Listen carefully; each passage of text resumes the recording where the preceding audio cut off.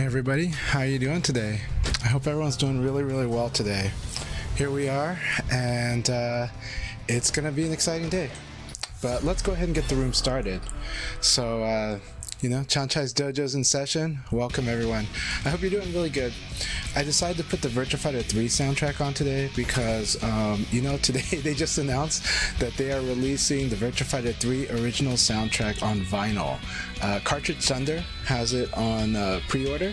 It's going to be released in November, and they do have an exclusive version which has got Dural in it, basically Dural colored vinyl. But I actually think the orange and white default is like the best look. I think that looks really sick. And honestly, yeah, I'm a sucker for vinyl. So for anybody else that's a sucker for vinyl, check that out. It's really cool. Passcode's gonna be 4565 as usual. We got a few things to talk about, but let's get the room started and let's get everyone queuing and playing. But I hope everyone's doing really good. I'm having a wonderful week. I hope you guys are too. A lot of stuff to talk about. There's a lot of events happening that are going to be happening, and I did want to talk about community and maybe something I've kind of noticed since, like, I guess, we've all recovered from COVID, from pandemic lockdowns. These are not the most stable of times, so there's a lot of things going on. And on social media, like timeline social media, like Twitter or X, and like threads and all that, things have changed a lot, right? Like I'm active on Blue Sky, I'm active on X, I'm semi-active on Threads. I'll get more active on that later. But like people have kind of gone. I think the way people are interacting with social media is changing a little bit. So we'll talk a little bit about that, but what that means for community, and also what culture means for community. We're gonna talk about those things. I'm gonna turn an ad on just to get the ad out of the way so we can have our talk. But while that ad's going, we're queuing up, and it looks like we're gonna start the next league battle very soon. Honestly, we're at 10 people in like less than a minute of me turning this on, so we will probably start the league battle very soon. Just as a heads up, you guys know what I do. This is about having fun. This is about getting as many people to have fun with VF as possible. So because of that, if I see a crash, we're gonna pause right away, or during the first battle. And if that happens, what it means is that that we're gonna just wait to get everybody back. To anybody that crashed out has a chance to get back in the room. We'll restart the league and we'll get it going. We give this about 2 or 3 chances, and then after that we're off to the races. But generally we try to make it as good for as many people as possible. We try not to leave anyone behind. We try to get the leagues going, and we try to make sure everyone's just having a good time. These dojo sessions are about having a good time. They are about personal development if you want to get better in your Virtua Fighter game. And they are competitive if you want them to be competitive. They don't have to be. That's on you. If like for you, winning is a big metric. But honestly, skill development is the most important metric in Virtua Fighter, if you want my honest opinion. So how you build your skill, how you work on it, and these are like the best opportunities to work on it. Whether you're changing characters, whether you're like, there's this thing I've been wanting to get it to work in real matches, and I'm working on it. That's what these things are for. But they can be competitive too.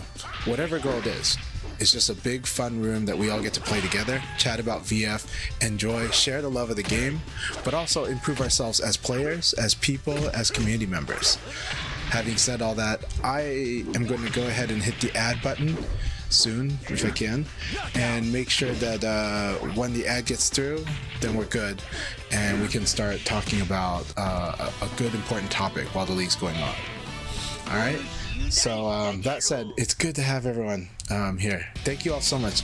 Everyone has been so supportive of me and the game and each other, and I just want you all to know that it means so much for my experience, and I hope it means so much for your experience too. This is what we do, and this is how we go forward together, and this is how we always get stronger. And the North American VF community has never been stronger than it is now, so let's keep getting stronger together.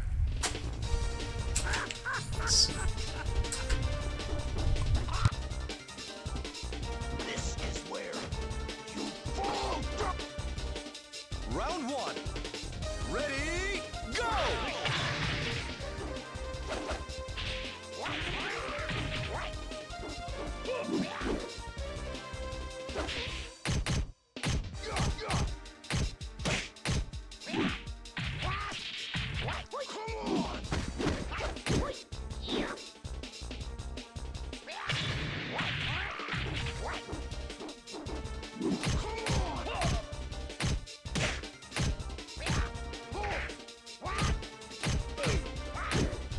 Alright, it looks like I cannot do the ad break thing, and that's okay. That probably means that the ad's going.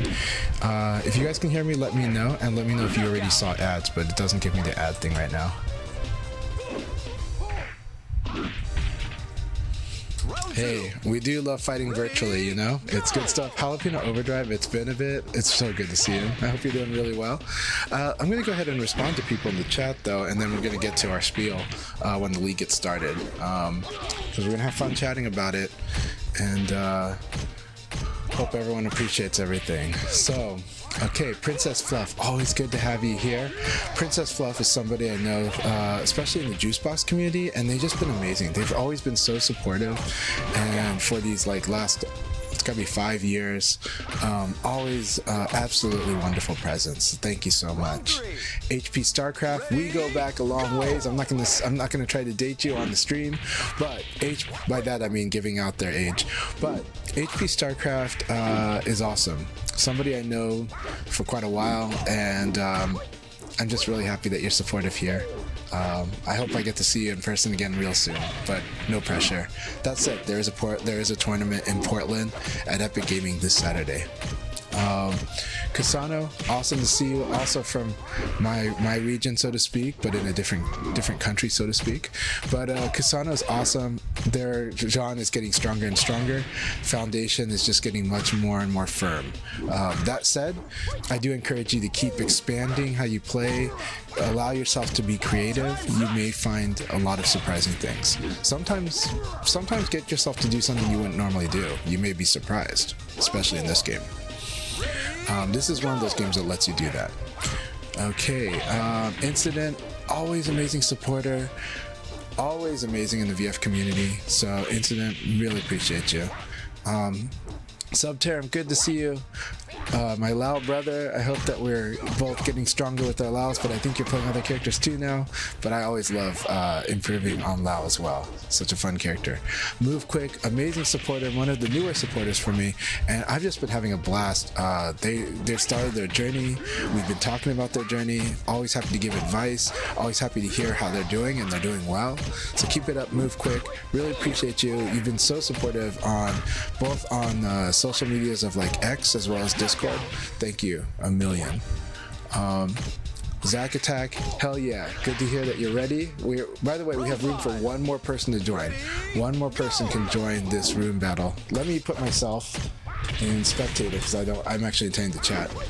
So we have room for two more people to join the league battle.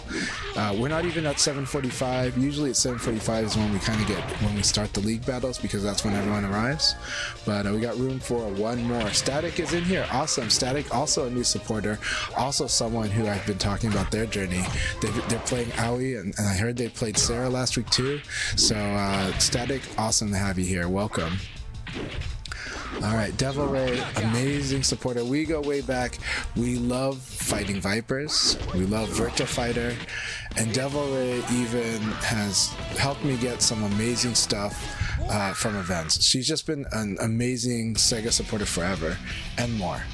And alright, do we have a crash? Is there a crash? No crash so far. If it crashes, let me know on the stream and I will respond to that. I'll respond to that. So far, I see everything looks good. Everything looks really good, and looks like we're gonna follow KUMUBOU. KUMUBOU is a very strong Aoi player who is very new to Virtua Fighter. They play like someone who's they study the game. This is like maybe a younger Tengu Man, maybe a younger Genesis Frenzy, because those are also players that study the hell out of the game. They keep developing their tech, and they do amazing, amazing stuff. Honestly, player to watch out for, 100%. KUMUBOU's already very strong, so this is going to be very fun watching their adventure during the first league battle. Okay, but yeah, Devil Ray and I go way back, and also shoutouts to Lord BBH. I want to do that as an official shoutout. Lord BBH lives in Portland like I do, and they have one of the best. They are one of the best content creators for retro gaming. Their ability to clear the game. Alright, do we have anyone crash? Did anyone crash?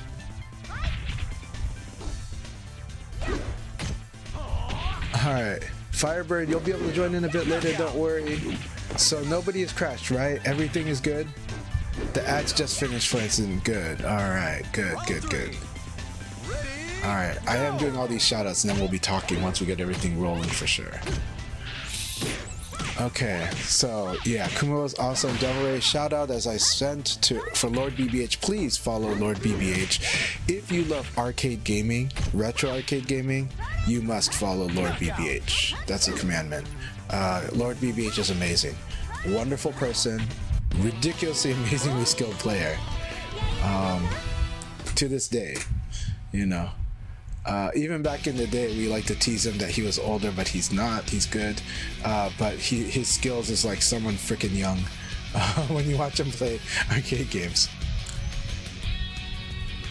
Hell yeah, Phaser Cat Games, shoutouts to you, who's also in here as Whitmer. Whitmer is also very awesome, and I hope we get to meet at Portland Retro Game Expo. I know that they do some awesome stuff with Atari software as well. Like, they make modern Atari games, which is really badass. Alright, Panda, thank you very much for the support. Thanks for stopping by too. I'm really glad to have you. CSha, always happy to have you. CSha, really, your journey's coming along really well, and I'm glad that you've been playing Sarah lately. But keep it up, and I don't see CSha here, maybe? Yep, they're here. Sarah, awesome, hell yeah. Okay, did anybody crash? Do we have a crash? No crash. Okay, I don't see anybody saying that there's a crash. Good. Hey, Kung Fu Hustle, aka Green Lantern 99. So good to see you. I hope you're doing really, really well. Again, and I am glad you were able to go to Evo. And again, keep it up. Shoutouts to Chicago Virtua Fighter. All right, do we see a crash? We don't. Everybody has got a clock. We're good, and we are on to round number 2. Alright, Battle of the Owies. Statictor, you're gonna have a lot to learn from KUMUBOU, but keep it up, fight it well, enjoy this. I'll get on to my topic very soon.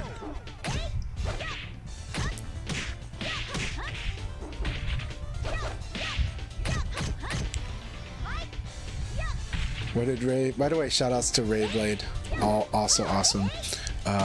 We go way back in when Ray used to be in Portland, but Ray is now one of the best fighting game community ambassadors in Hawaii, and every year at Evo. But this year they spent most of their Evo time on Virtua Fighter. How awesome is that? And I'm really happy to hear that. And even though they spent a lot of time relaxing, they really did do a lot for Virtua Fighter community overall there. Really amazing work.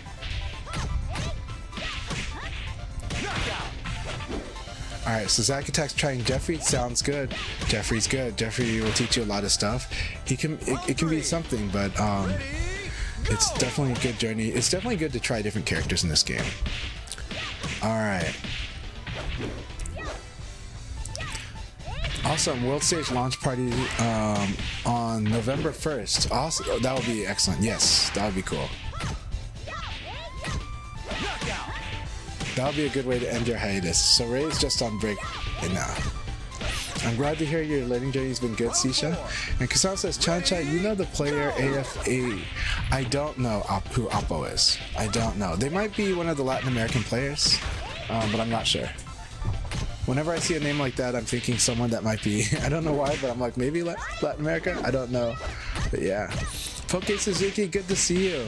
PokeySuzuki's been a wonderful member who's been more active recently, but they've kind of said a little bit of their story on X, and they said that that they've been a lurker for a while, but they decided to come out of their shell and play VF with the greater community since Revo, and I'm really happy to have them more active in the community. And there's a lot of lurkers just like that, and there's also a lot of people who do come out and start playing with the community, and they realize this community is really nice, but it's also really nice to interact with, and it's really nice to join us and play, you know. And so I want to give shout out to PokeySuzuki.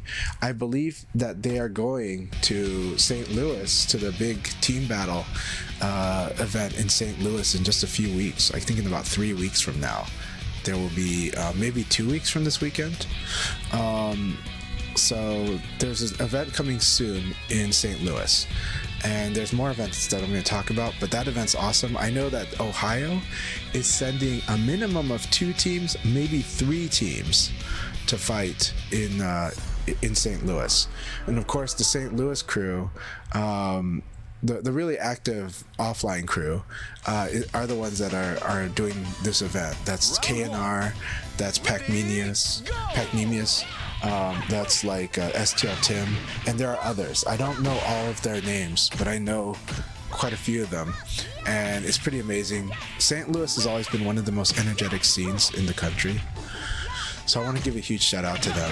I wish I could go to that event, but I think a lot of people, I know that Chicago is sending a team, so you got like Tengu Man, and a few people from Chicago going, and there's going to be other players too, so even if you're not on a team, you should totally go. There are players like PokeySuzuki who could be on your team, and there'll probably be some Ohio players and St. Louis players who could be on your team. It's going to be fun, and you don't go just for the team battle. I mean, that's a huge part, that's a draw, but you go for the good times with other people, and you go so that you can play casuals, you can just enjoy loving Virtua Fighter together, just like we do in this room, but even better when it's offline and in person. I like to make it as amazing as I can in these online events, but you guys have no idea how super amazing offline events are. Even when it's a tournament, make it an event. Evo this year, they made it multiple events within one Evo. But always do this. Ray knows this, so that's why Ray always harps on it, but it's important that people know.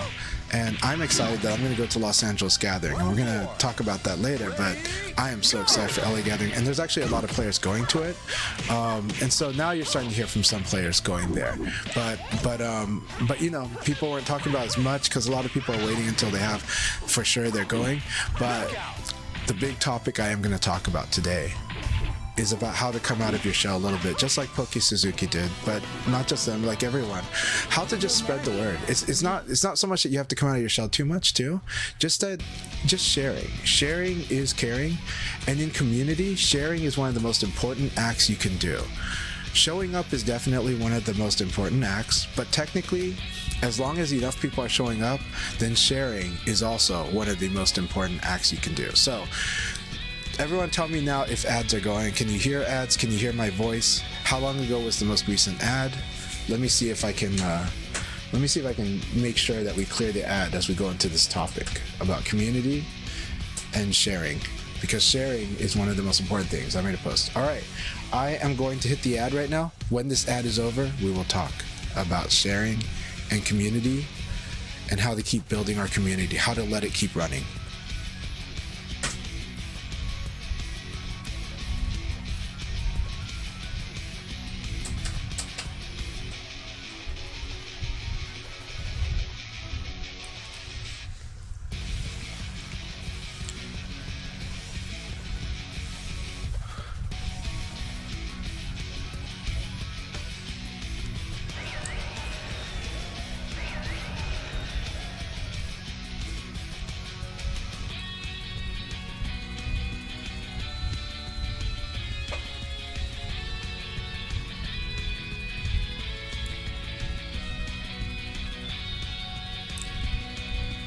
Alright, the ad is, we're about 20 seconds away from this ad being done, but I am keeping an eye on the battles and making sure.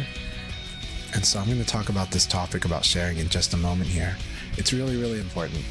And I think I am going to talk about the community is doing in a great place. Some people just don't realize how great of a place the community is in. And we're going to talk about that. Alright, so for a lot of you, the ads should be about done. And give it a few seconds and it'll be done for everyone, but I know that on my end the ads are kind of done. So we got this wonderful battle with KUMUBOU, and we're going to talk about sharing, caring, and the community. Okay, so to put in context, I know there's been a lot of things, right? Sometimes we have a generation change, so now people like to talk about Gen Z, and old people like to talk about Gen Z the way old people used to talk about millennials and still talk about them this way, which is bizarre. That's how influential the baby boomers are, right? But at the same time, everyone really is cool. It's just that sometimes across generations we misunderstand each other or things change. And sometimes it's not the generation. Sometimes it's things like, hey, COVID happened.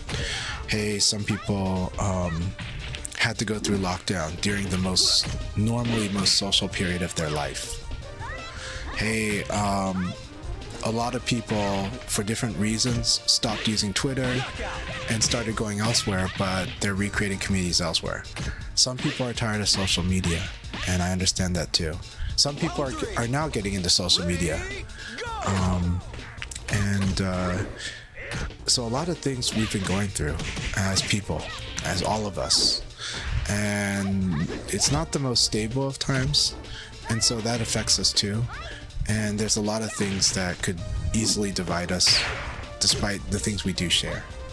So having said all that, something simple like an event happening, an event you're excited for.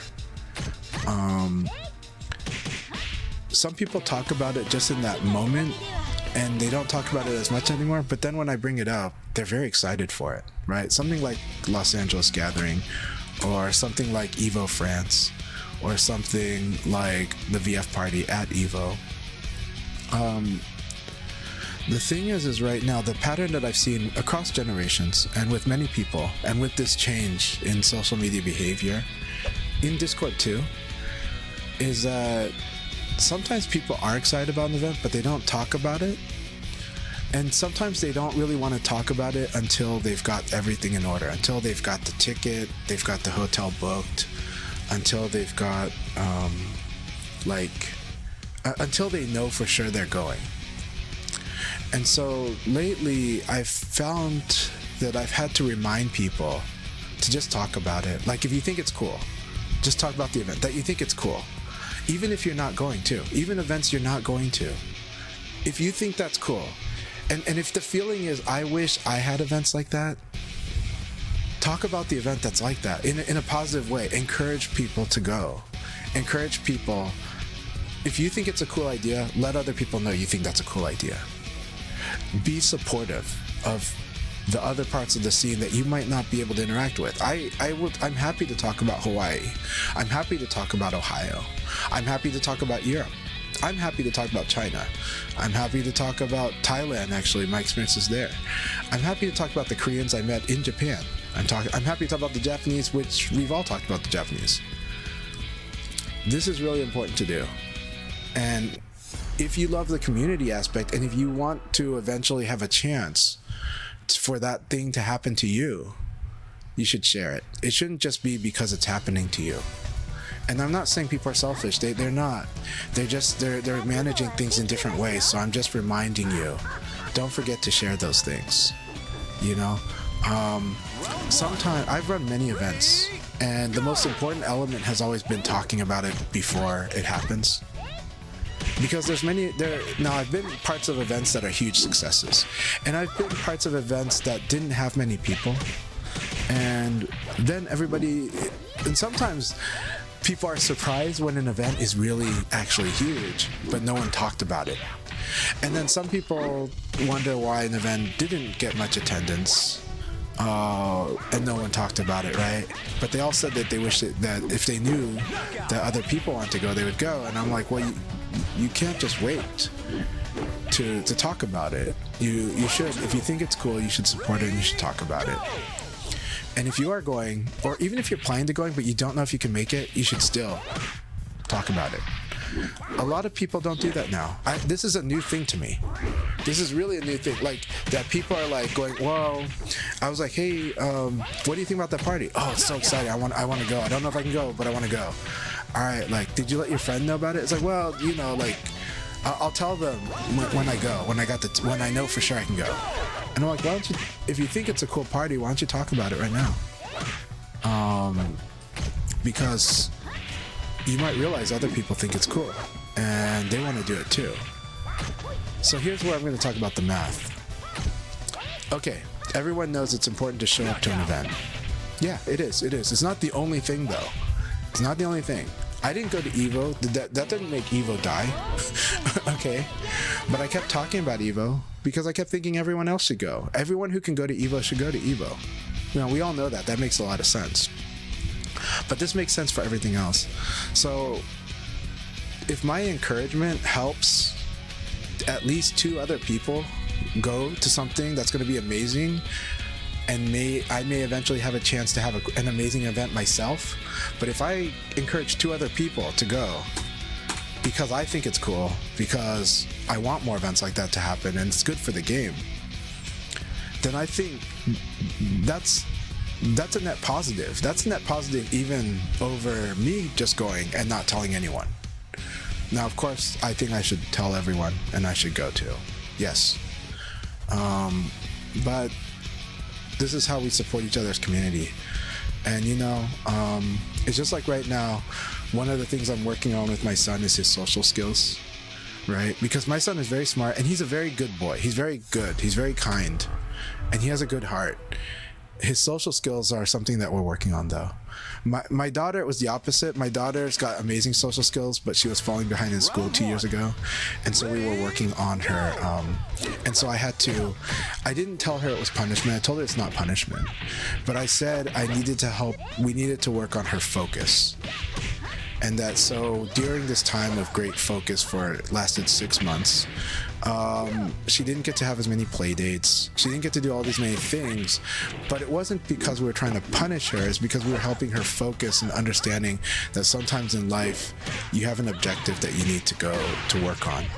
And then you just need to focus, but she will get those good times back and stuff. But the important skill that she had to build was how to catch up, but the catching up wasn't enough. She had to get ahead then.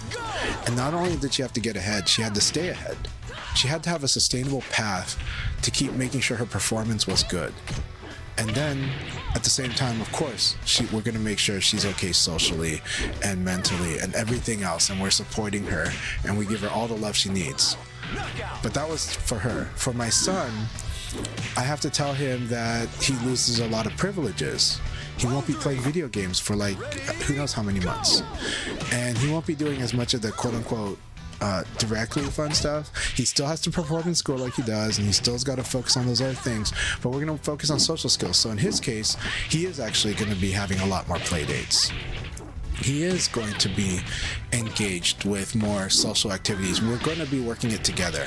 He is going to express when he has trouble understanding others or when he feels others don't understand him, so that he can get along better and feel less isolated, feel less misunderstood, because those social skills do matter, right?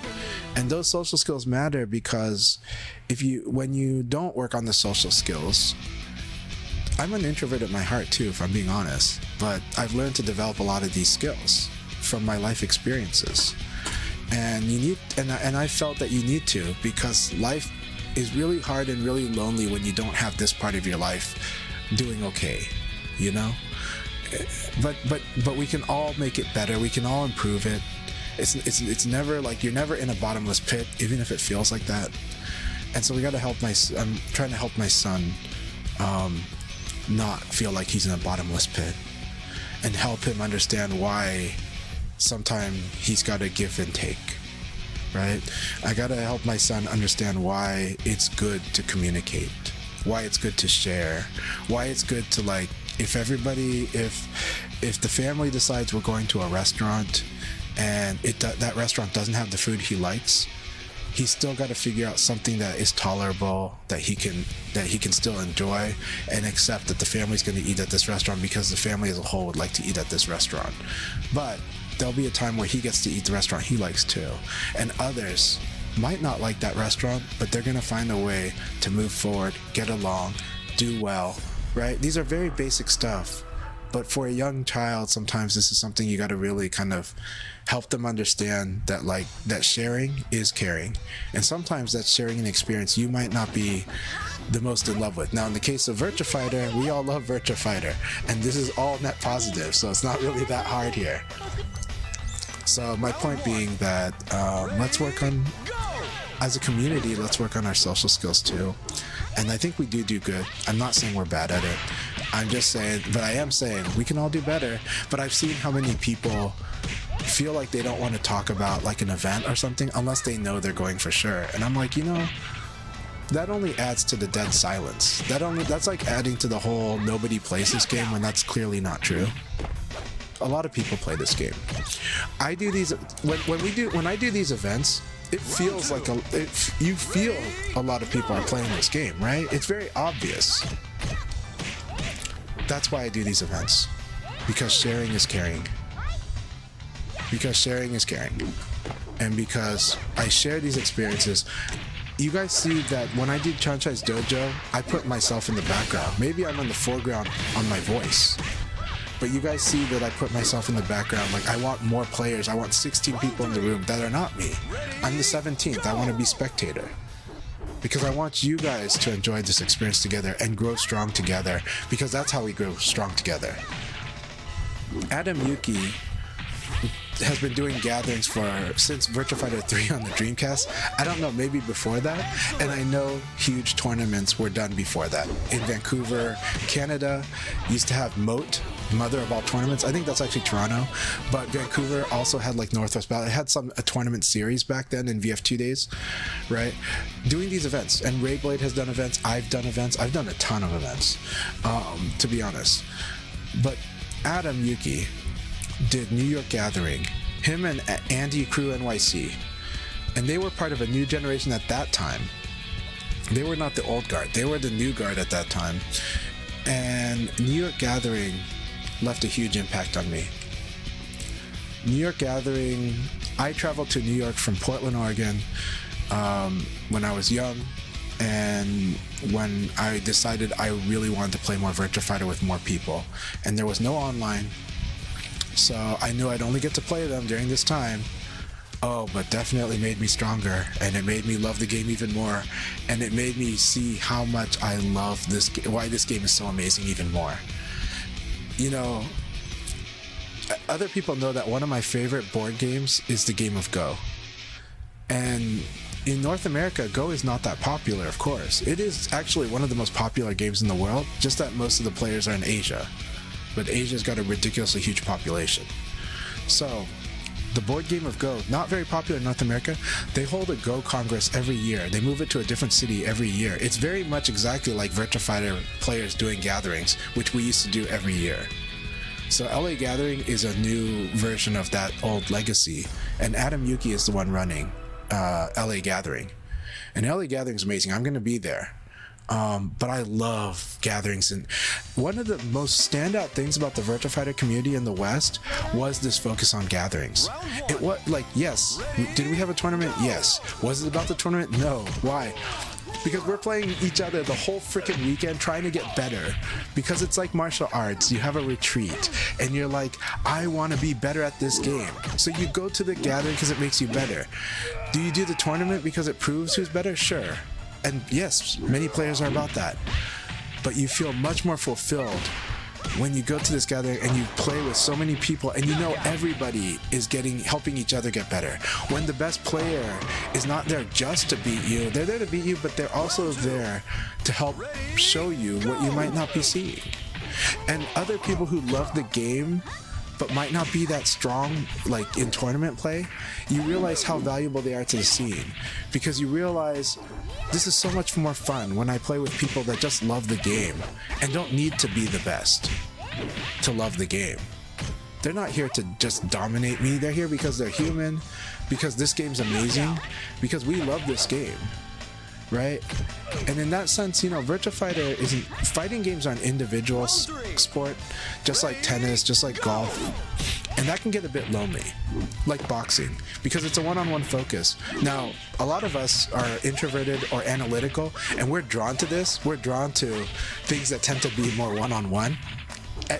I bet you more than half the people in this chat would say, yeah, I like one-on-one more when I'm doing it.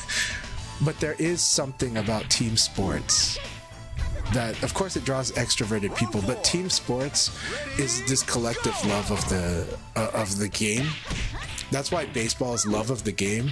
That's why NBA is like, I love this game, you know? So, right? And then soccer is the beautiful game, right?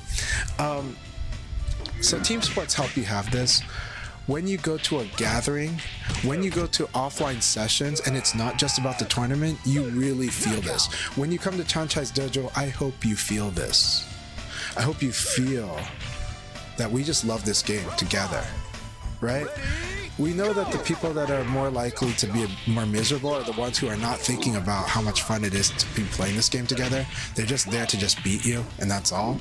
And that's where sometimes some of the less good behavior comes from, right? Why would somebody plug? Well, they're plugging because they just care about the win, right? Why? Or they care about the loss. Like, they don't want the loss, so they plug, right? Why does somebody do all this crappy behavior? Because they're not thinking about the people playing or the game itself. They're just thinking about this result. And so I'm not saying that that's bad, actually, to think about the result. It's really good to have results. It's really good to measure these things. But I think there's something deeper in the experience, and there's a bigger reason why we spend so much of our hours playing this game. And so gatherings are a great way to do it. Team battle is a great way to do it. Chanchai's dojo, great way to do it. Akai leagues, great way to do it. Tricky's coaching sessions, great way to do it, right? This is what draws people together. This is what holds them together. If it was just about beating Tricky, well, you know, there's a limit to that, right? Okay, somebody beats Tricky, now what? Okay, but it's the reason people like Tricky's content. She does give. And she wants to make other, you know, she's helping herself by helping everybody else get better too. And I think that way too.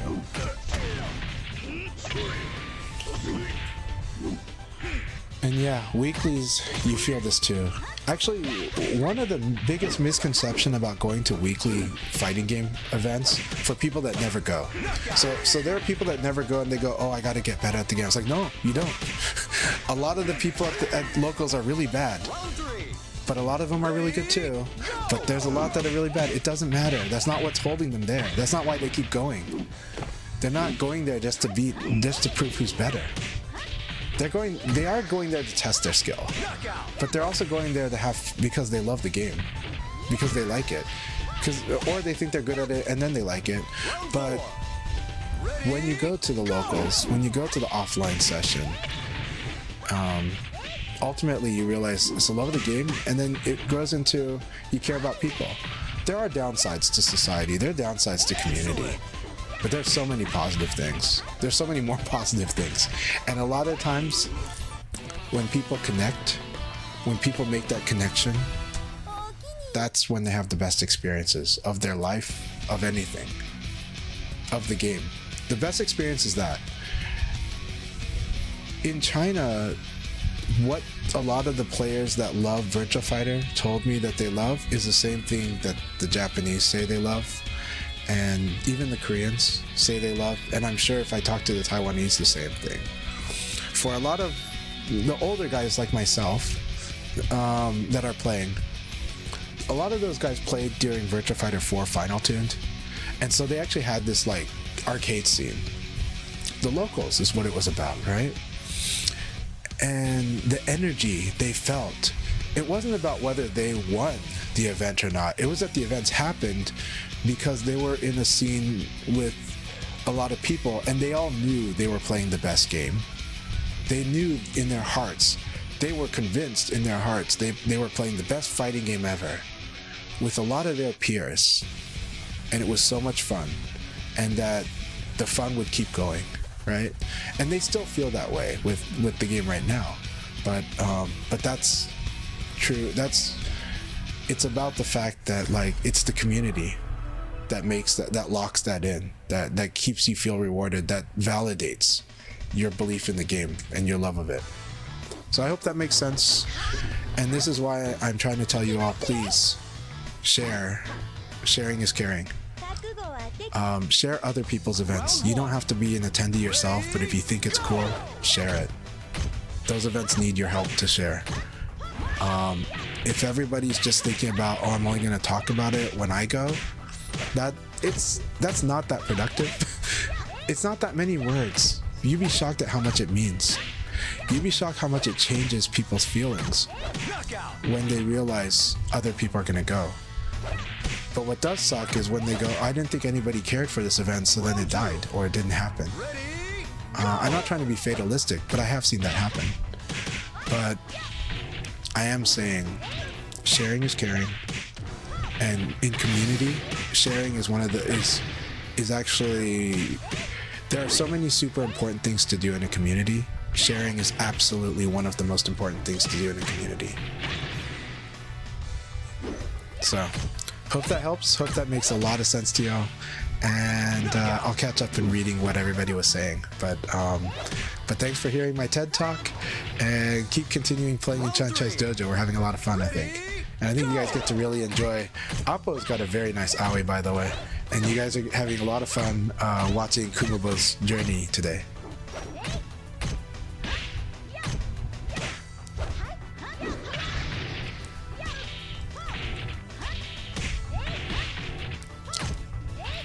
Yeah, there are definitely other things that like players with experience can do for others at events. You know, like for me, I found probably the most important thing was matchmaking.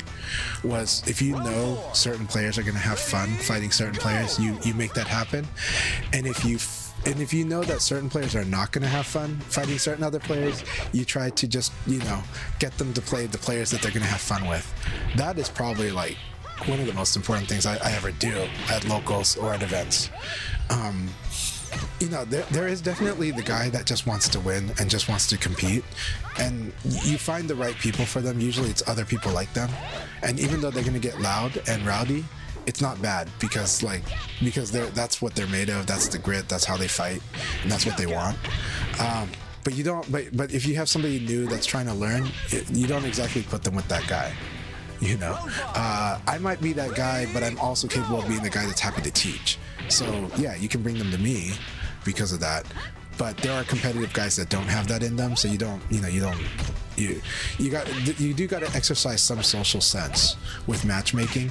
And matchmaking is something that's not limited to online ranked, right? Matchmaking is a challenge, not a problem. Matchmaking is a challenge everywhere, even in the NBA. Matchmaking is a challenge, right? even some of the top players think that they're on a team of bozos. You know, and so, you know, and even, you know, so matchmaking is a challenge always, and I enjoy doing it. I think it because I like people, and I like observing people, and I like finding a good match. I like finding a good fit, right? I like finding help people find their good experience. That's what I love to do. And that's actually why, you know, a lot of my life I've been doing managing and, you know, running a few businesses, right? And I've had to do like all the different tasks and stuff like that, right? But generally my core is managing, and a lot of people do acknowledge that I have a strong skill for managing, and I do think I'm very strong as a manager.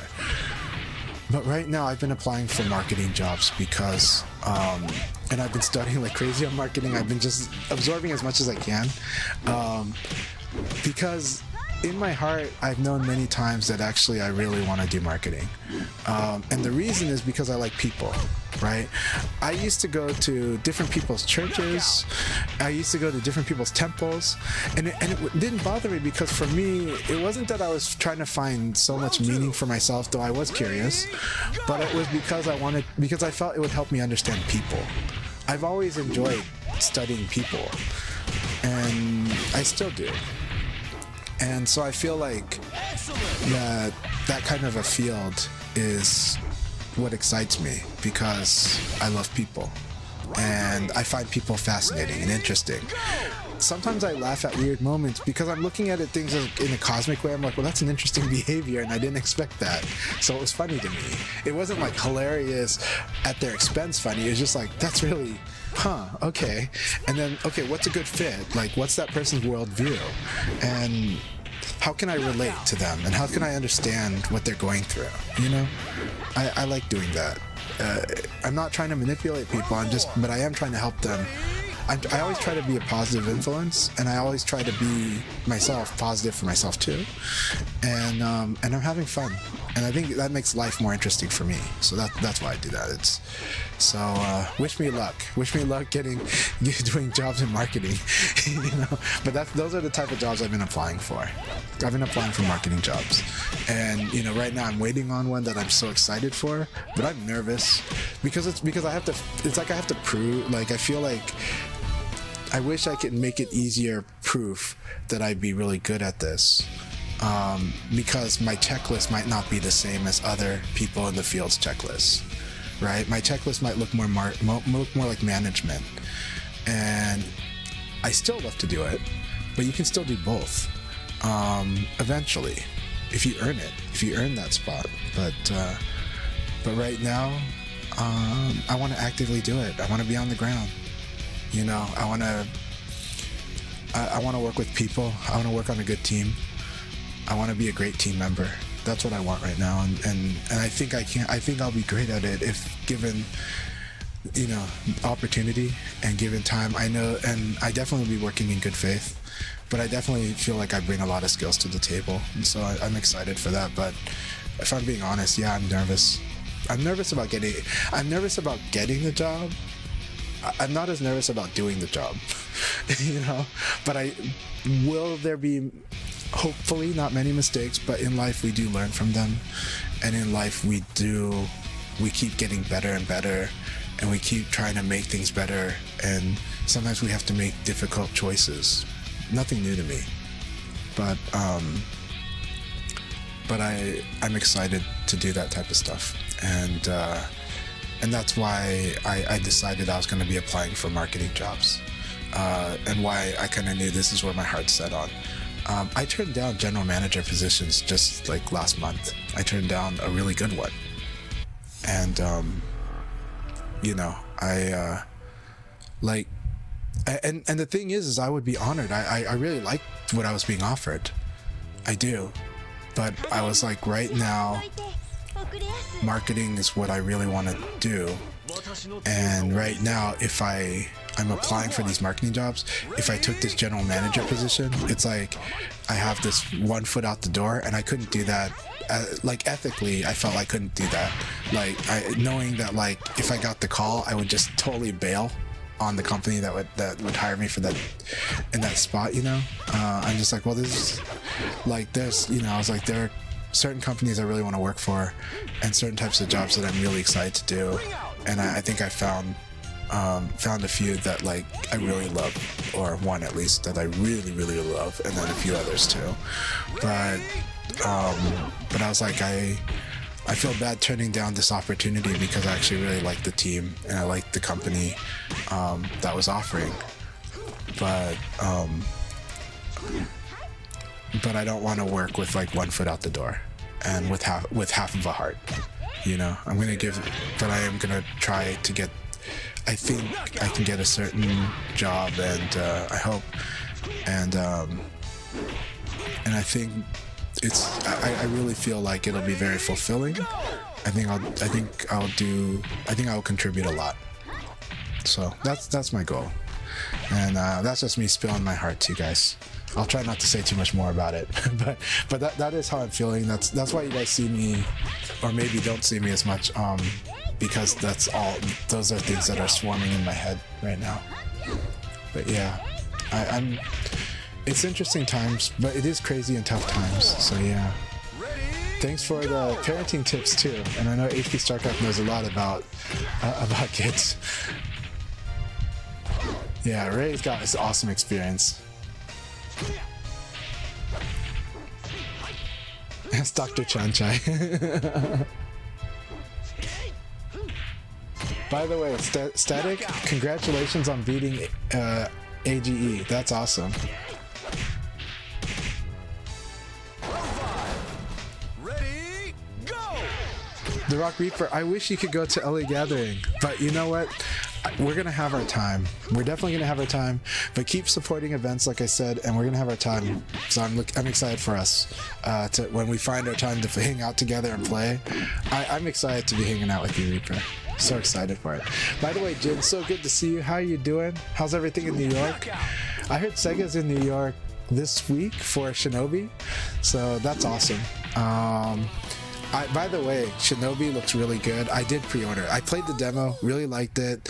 I do like that it's more that it is Prince of Persia. Some people wish that it was more like arcade Shinobi, classic Shinobi, but I like that Shinobi's tried many different things. It really has on the 3DS, on the PS2. I love so far. I've loved pretty much a lot of the Shinobi games. The newer ones more, but I know a lot of people really love classic Shinobi, and. But this new Shinobi Art of Vengeance looks really good to me. I really like Streets of Rage 4, so I think that's kind of why that's a fit for me. But I also think like it reminds me of when I played the demo. It was reminding me of Prince of Persia, but also Metroid Dread. You know, but Prince of Persia, the latest one, reminded me of Metroid Dread, and also. A little bit of Rayman because of the speed, because of the horizontal speed, right? And I think that's because that's a shout out to the arcade, is trying to give this sense of horizontal speed in the game, like just in transition moments, and certain key moments are going to be a little more high octane than others. So I'm excited to play it. We'll see. I'm a little worried about the story, if it makes me sad for Joe Musashi, because I don't know how much of his village he has to avenge. So it's called the Art of Vengeance, probably means the whole thing, but you know, the intro, you know, is like, oh hey, you know, the girl he saved is like his wife now, and they're gonna have a baby. Are they? I don't know. We'll see. So I'll have to probably beat the game to find out if she even survives. So yeah.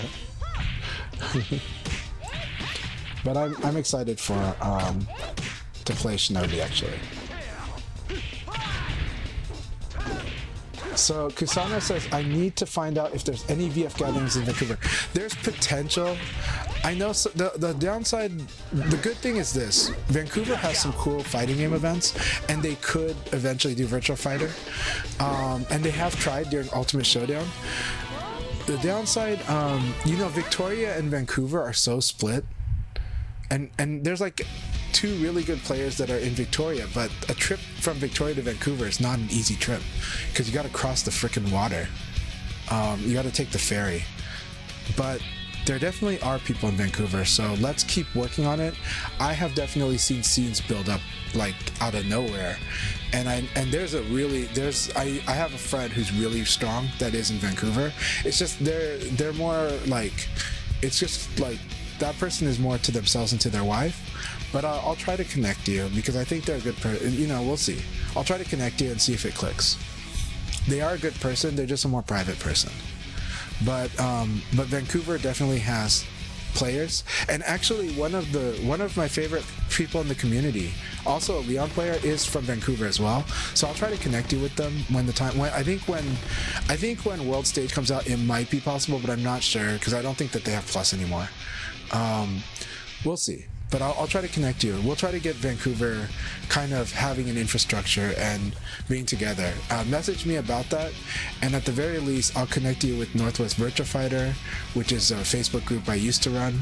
It's still there, but it's not as active.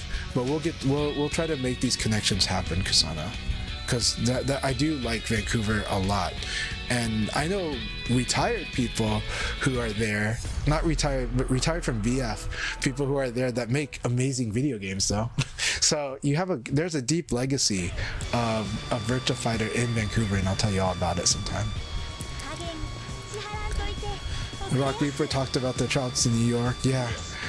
So with Harpenier, it's one of those moments that locked me into VF for life. Yeah, so Reaper knows those experiences, those really make it for you. They solidify the love of the game. If you want something that completely retains a player for like the longest period, makes them like love what's at the core of the game, it's events like that, like the gatherings and like the weeklies, and building a culture in person. Building an online culture is also super important nowadays, but you want both. It will challenge you to work on your social skills, just like my son is working on his social skills. but it's important for a healthy life. And I do think nowadays, these things are more important than ever. I know I'm sounding like an old fart, but the way that I see things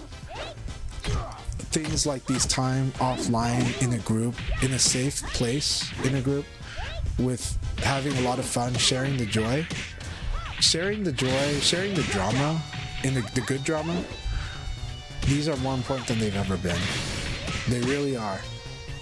I'll talk a little later about funny things we've seen in the fighting game community in the modern era, because of the changes, because we are in an online era. And I might end up talking about what I've done with a game like Vainglory that is a mobile game that's online only, and I was able to get players all over the country to just hang out in their local regions. I was able to help that happen in this game, and I ran 19 sessions between Portland and Seattle within 1 year for that game. Online mobile game, you play it on your phone, and I was able to get players to play it in public places together, and it would always draw other people that said that either were like, I play that game, I love that game, I didn't know other people were playing it. And it also got other people to what is that game? I didn't know there was a game that was like League of Legends but on the phone, but really, really good. And then they got into it, you know? So you can make positive differences that way. It's, you know, it's not the most profitable for a big company because it might not be as huge scale, but you create these really deep meaning for at least certain parts of the audience. And it doesn't cost much to do. So it was something I loved doing in that community. Yeah, energy is different. You're all on the same team. Dr. Hudball's like, I mostly feel the real power. Static, I'm so glad you love this community so far. You can tell how much I love it. We love having you in it too. And players like you, PokeySuzuki, newer players like you is what everybody wants, or those that really understand know that we need. So we love it, and it means so much. The community does need to flow. It needs to have a lifeblood to it, and new generations is a huge part of the lifeblood. You can just see how obvious during Ultimate Showdown or during Virtua Fighter Esports that Sega Japan was constantly trying to figure out, how do we make sure we get new generations to like Virtua Fighter? That's like the biggest challenge. I think Revo is actually giving them some answers in the West, actually. A little bit, not like the biggest, because Revo is a retro game. It only succeeds on a retro scale. But it's amazing what they've been doing for this game for us as players. What Rental Animator said on X is completely correct. A company doesn't do that. What Sega is doing with Revo and Revo World Stage, especially Revo World Stage, they don't do that, or even Ultimate Showdown to a degree, they don't really do that for money itself. Like, it doesn't work. It's not that profitable. Like, I want to say it is. It's more successful than they expected. They really are doing that, well, for the fans, but also because they're leading into the new Virtua Fighter. But in that sense, they're doing it for us. They really are, and especially Revo World Stage. They're doing that for us. Putting quest mode back in there, spending resources to do the quest mode, they're doing that for us. And does it help towards the new Virtua Fighter? Yes, it does. But that would actually be hard to justify to an investor or a shareholder. So you have to really detail the marketing plan, and you have to detail like where this fits. But actually, it goes into the core. It's for us, because they want to make sure we're still in love with Virtua Fighter, but also that to see, can we get new people to love Virtua Fighter too? And I think in North America we are seeing that. Like, are we seeing it? We're not going to see it be Tekken. We're not going to see it be Street Fighter. But we're seeing how many people are loving this game now, and there's many reasons for that. I already talked about the downside on, like, the real negative that happened after COVID. One of the ironic silver linings is that a lot of people learned deeply how to play fighting games during lockdown. And we now have players that absorb and understand fighting games faster and better than before. This is like, oh, so this is a real testing of the timing of fighting games now. Can this be a huge going forward? Let's see. Let's make it happen. All right, Rayblade, congratulations. KUMUBOU, congratulations. HP StarCraft, congratulations. Special shoutouts to Incident, Whitmer, and Dr. Dog, and also CSha. You're doing really good. Keep it up. All right, we are queuing up for the next league battle. Some people are taking a break, some people are heading to bed, but we have room for more people to join now. If you want to join in, come on in. Look for the host, Chanchai. That's my name. It is my real name. It is also my username, and I do have an American nickname too. But also, we're going to start the next league battle pretty soon, but we're going to give it some time. We're going to play about 3 to 5 battles, and then we're going to jump in. So probably at about 8:40 to 8:45, we're going to start the next league battle. So if you need to use the restroom, go ahead and do that now. You need to take a drink, do that now. We got about 10 minutes, and we're going to have a good time. We're going to have a real good time here. I'm still going to be talking about Soapbox, ignoring my chat, but I hope you guys understand all this, and I hope you love it. I hope this means as much to you as it means to me, but I found that love of the game is the most infectious thing ever. Joy is the most, like, toxicity can be viral, infectious, but I found joy to really be the thing that does it, right? And if I was going to choose between the two, I'm going to choose joy. So share the love, share the joy, enjoy yourself, have fun, be good to yourself, be kind to yourself, and also be good to others, be kind to others.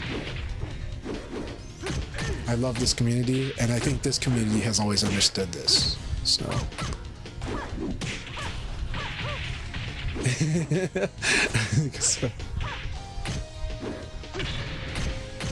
But yeah, Jamie Lee Curtis, I'm doing really good tonight. I think you can tell I'm on a soapbox. I'm having a lot of fun, but it's because I love being with everyone here.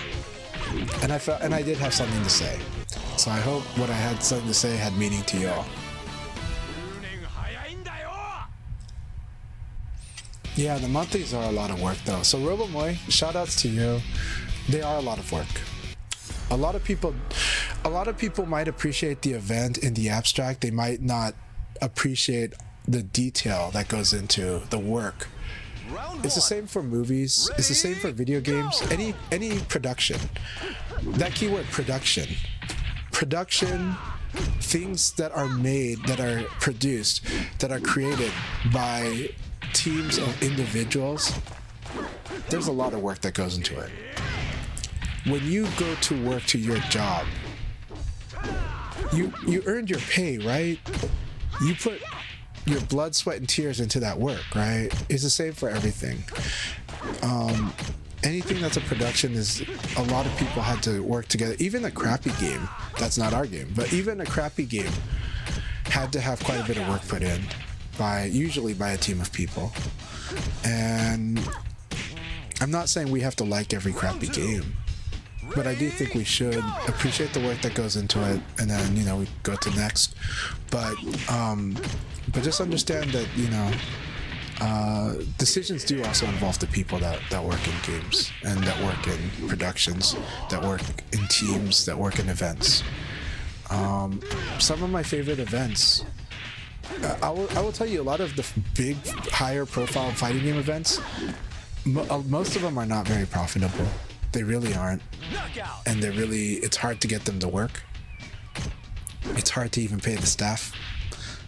Some of them, I'm surprised that they do pay staff nowadays. That's a wonderful improvement, but it doesn't make it any easier to make them profitable or function, but they need to be profitable if you want them to keep happening on the big events. Small events is a little different thing. So small events, we understand, gatherings are very economical, or they can be. They can be uneconomical if you want them to be, but gatherings are very economical. But they do cost the people going. They do cost the attendees, but they still cost.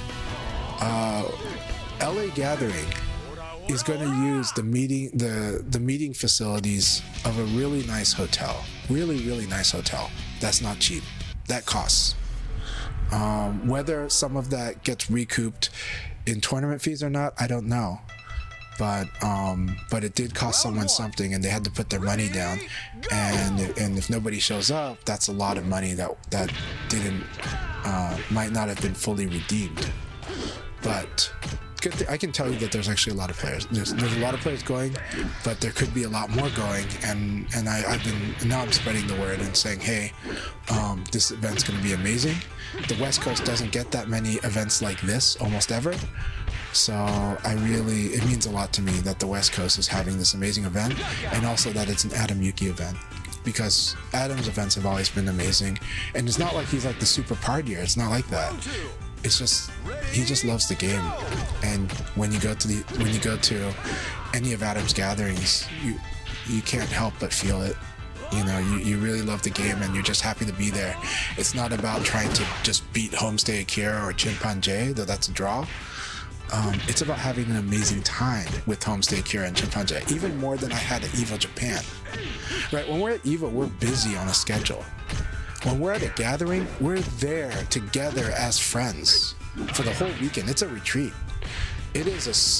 Your soul will be filled because you're like, I'm with my people, you know.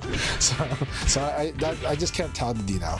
But it's also true when you go to a team battle, you get a good feeling, kind of like that too. You get a unique, awesome feeling. That's why the Japanese freaking love Beat Tribe Cup, and that's why the St. Louis crowd really dying so bad to make a Beat Tribe Cup like event in America. All right, Shidosha. Yeah, 2020 forward. Awesome. Thank you very much for stopping by, Shidosha. I was so busy ranting, I didn't pay attention.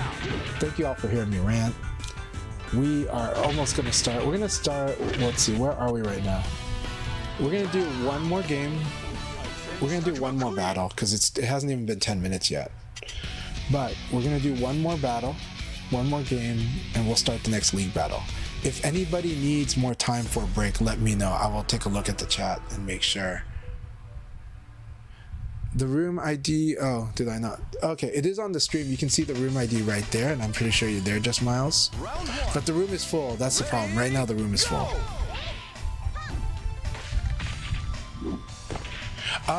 Honestly, in Chanchai's dojo, you can change characters. Now, in Akai's league, Akai prefers not to, because Akai actually keeps track of stats, and Akai's league is meant to have a little bit more of a competitive focus, but it isn't completely competitive, but it's meant to be like, it does have a competitive focus, and Akai loves to keep stats like in baseball. So Akai keeps stats. That's why Akai likes everyone playing the same character in the same league battle, and then change. In Chanchai's dojo, change characters as much as you want. I want you to bring I want you to work on your VF game how you feel you should, how you want to in this room. So I'm not going to tell you gotta play the same character. I'm going to say play the character you like. I don't keep track of the stats. You can. If you want to keep track of stats, you totally could. But I don't keep track of them in Chanchai's dojo, because this is an open sparring session with feedback. I'll talk more about how to play better. Sometimes with me in there, I'll work with you on your game. But I want you to get in what you want to put in. But generally, this is an open session. So yeah. So you can change characters if you want in this dojo. You know. Ready, go!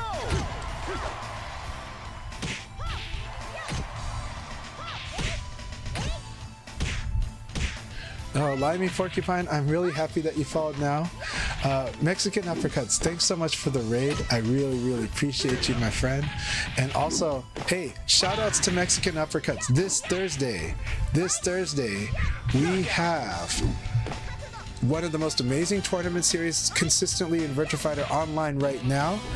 We have Beat Knuckle Thursdays. Every Thursday, Beat Knuckle Thursdays, hosted by Mexican Uppercuts. And it is awesome. Denkai has been active in it. They won last week.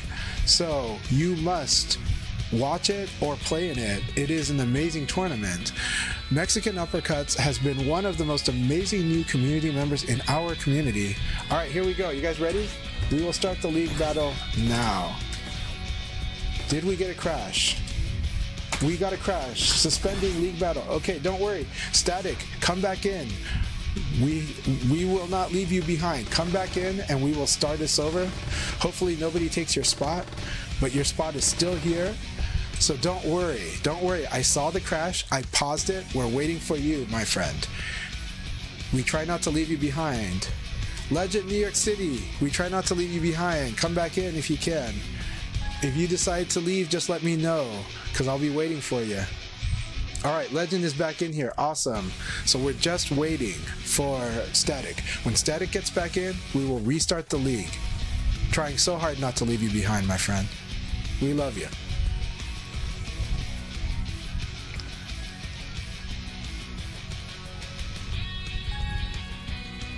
Alright, awesome. So you guys are going to see me stop the league match, and then you're going to see me start it again. So here we go. Are you guys ready? Let's go with this. Yes, let's go with this. Nice to meet you too. I like the sticker talk. Alright, begin the league match. Did anybody crash? Let's see. We're looking for signs of crashage. By the way, we give this up to 3 chances. So that was chance number 1. Will we have chance number 2? Right now it's looking good. Alright, and we're following slapmyles. Slapmyles, I'm glad you made it into the room. Really glad to have you here. Good luck, have fun, and if it crashed, let me know if it crashed on you, and I will then restart one more time. We will give it one more shot.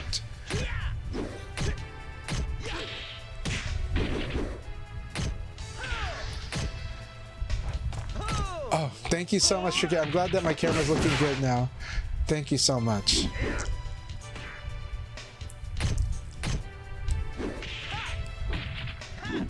Jalapeno Overdrive, thank you so much for wishing me on the yeah, getting the job part that's out of your hands. That's, yeah, so you understand why I'm so stressed about that part. So, thank you so much. I'm gonna do the Wakanda thank you. You know, thank you so much.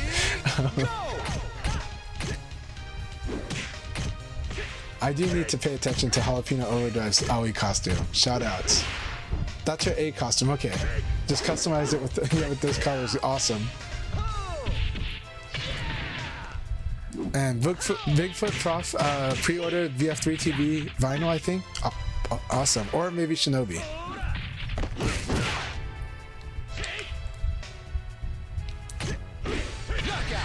Yeah, Zack Attack, I hope you can make it to an event when it happens, but don't worry, just keep supporting them until you can, you know? But at the same time, of course, we wish everyone takes good care of themselves, manage your budgets as well as you can, but when the opportunity comes, we all like it that everybody else in the community is supporting the event you can go to.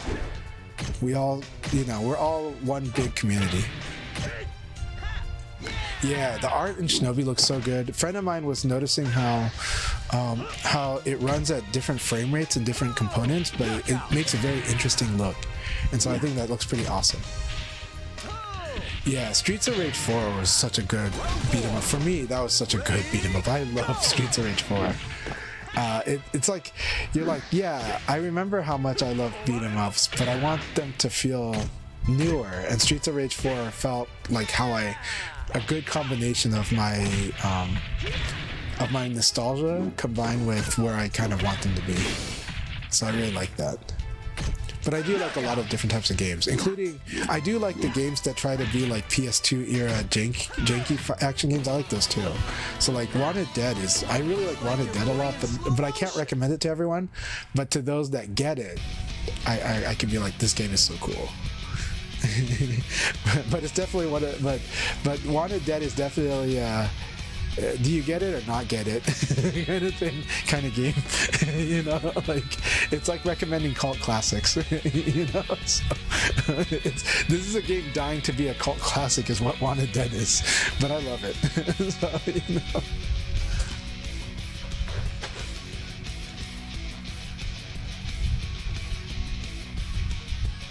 Man, yeah, I have not played Streets of Fury. That sounds really cool.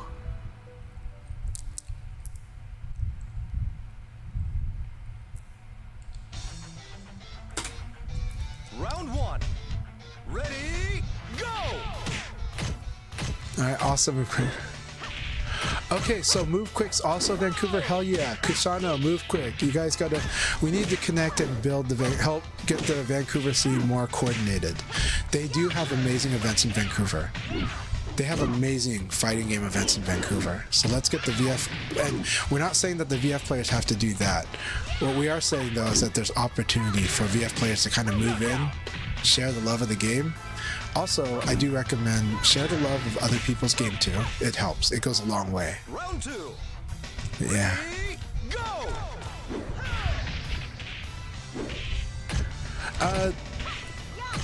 Let's see. Some vets are semi-retired. I will say this. So Kusano, this is Shoutouts to Vancouver. One of the old Virtua Fighter 2 and 3 and 4 players in Vancouver BC went by the handle Mutant, and Mutant played Shun, and Mutant also had worked on a lot of different games, right? He'd worked on like Radical Entertainment, he worked on like Jackie Chan's Stuntmaster, and then he would work with THQ as part of that same company, same studio, and work on the true crime games. So he made he's like the guy on Sleeping Dogs, and he was gonna be the guy for Sleeping Dogs 2. And that guy he's a really cool guy. I really like Mutant a lot. I got to know Mutant pretty well back in the day, and we have chatted recently. I told him how much I love Sleeping Dogs. He said he had to put a Drunken Master character in there, and hopes that but he also hopes that I like the Praying Mantis in there. But yeah. And he's leading a really cool studio now, but I haven't seen what they've been working on lately. Another guy who was active in Virtua Fighter was Tellier. Tellier would go on to be a lead designer on the Homeworld series. So you know the game, the Homeworld series were these real-time strategy games in full 3D space, and so you were commanding armadas. You were doing battles between armadas, between space armadas, and they were really well done. For their time, they really blazed the path and set a direction for real-time strategy. So Tellier is a guy who also played Virtua Fighter quite a bit, and was quite a fan, and had worked as a game designer. People don't say as much, but don't worry. We'll get you connected. What's matter is we can get you connected with other players from Vancouver, and I'll get you guys connected. So message me. We'll do a group chat, and gradually we will build it all together.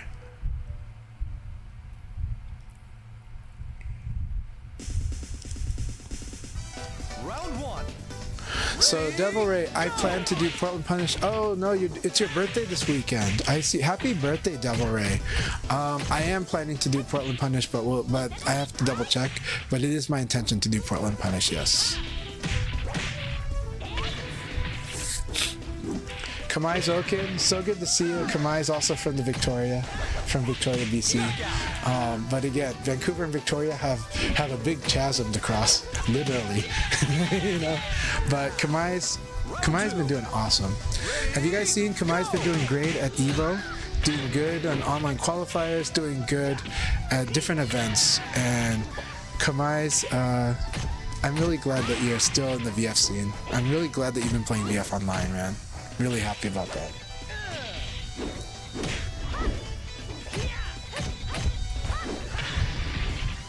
Yeah, group chat's how you build the DMV scene. It's how you build the scenes. You got to just get the players connected and comfortable. It's really important to get players comfortable. A group chat can help people get comfortable and kind of start working together. But eventually you do want them to be public so everyone knows. Hey Axios, good to see you. Axios, awesome to have you here. Axios is a new member who... Axios, I do want to tell Axios a story. Axios, they were at Evo with their partner, and them and their partner watched the top 8 at Evo in the stands, and they really liked what they saw when they saw that high-level Virtua Fighter in the top 8. And and they kind of knew they wanted to play Virtua Fighter. So ever since then, Axios has been like messaging in the Portland Virtua fighting game community Discord, and so I've been in touch with Axios a bit. And we finally met last week, and I'm so really happy meeting Axios, and so it's been a lot of fun, and I'm really excited about Axios, you and your partner. I'm excited about both of you having your journey in Virtua Fighter, and you guys already know how I operate. You know, I sent Axios like basically a guide on how to get stronger in VF.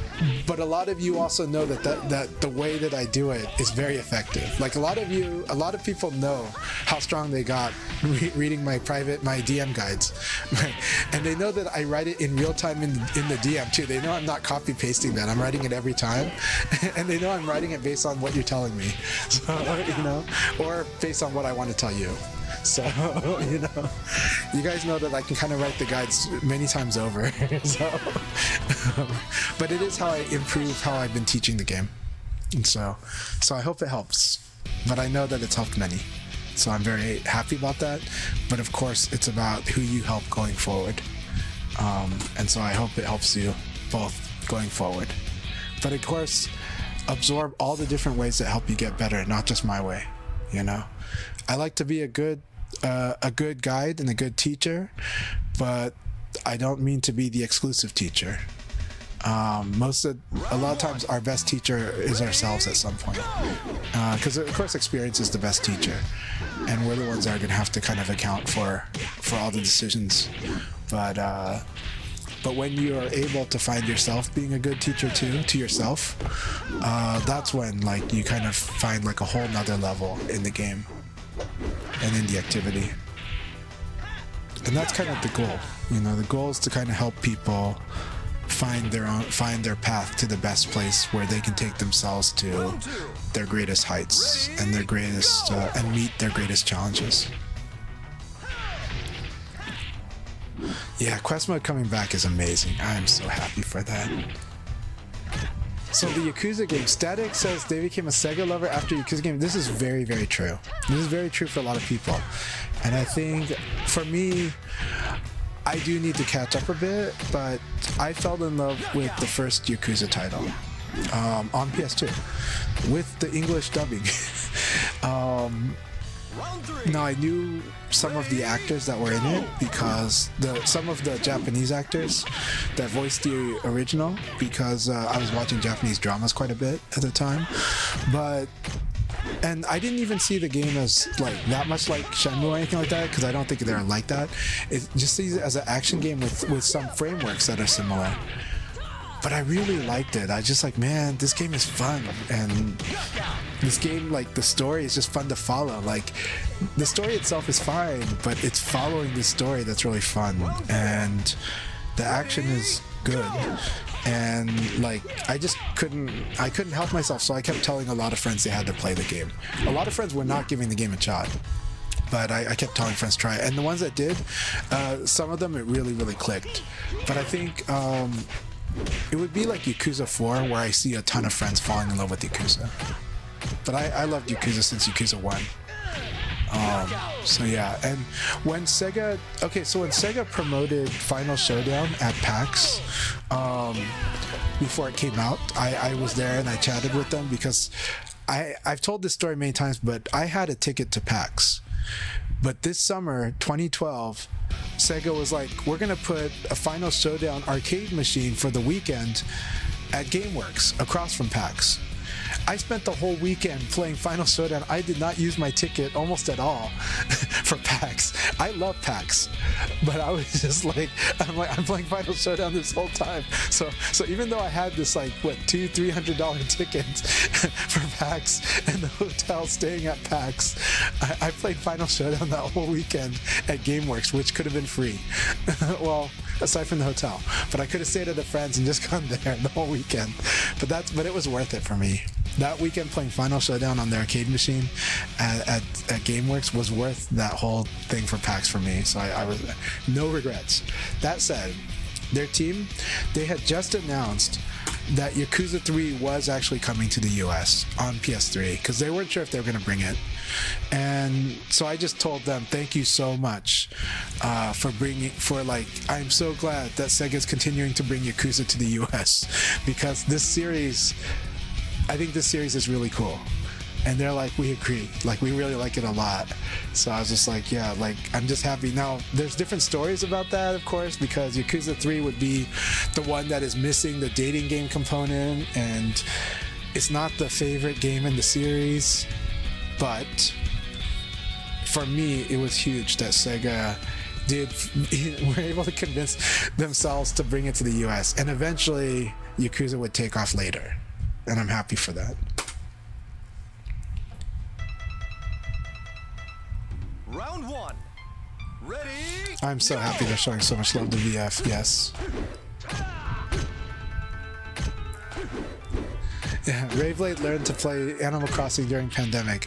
I fell in love with, well, the time that I fell in love with Animal Crossing was on the DS. So that was my era for playing Animal Crossing. After that, I couldn't balance it with work and family. Animal Crossing, it's the upkeep.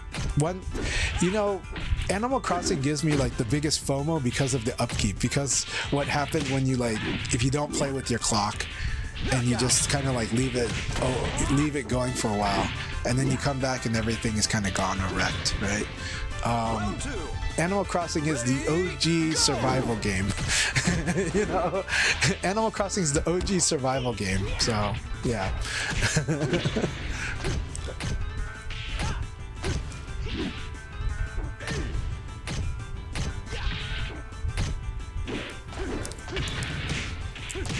Yeah, Sir Hixalot, I'm really glad you got into fighting games and you got into Virtua Fighter. It's been really, really good. I'm glad that it's always a good time for you at the dojo session, CSha. It's a good time for me too. So Robomoy spent most of the pandemic playing Phantasy Star Online 2. That is really cool though. Phantasy Star Online 2 looked really cool. I didn't play it. But I gotta thank Phantasy Star Online 2 because I wonder if those servers helped with Virtua Fighter 5 Ultimate Showdown's server costs. So.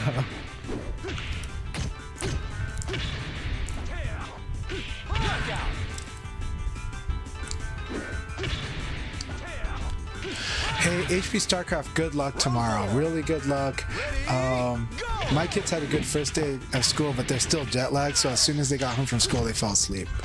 I did make them eat dinner, but they just fell asleep. And HP StarCraft, thanks for being in that first league battle. I really appreciate you. Round 5. Ready? Go!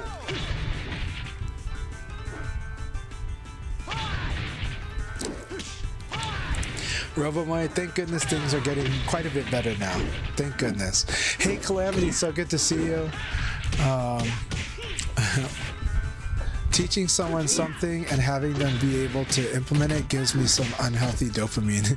It gives a great amount of dopamine. It gives a great amount of joy and a great amount of pride. That said, we gotta watch that pride sometimes, so but it's just great to see the student move up and get stronger. And then it's also great to see them teach others. So that's what Legacy is. And Legacy's, I don't do things for Legacy, but I'm just saying the beautiful thing about Legacy is seeing the lasting effects of good actions. So I indirectly do things for Legacy because I want the game to keep going.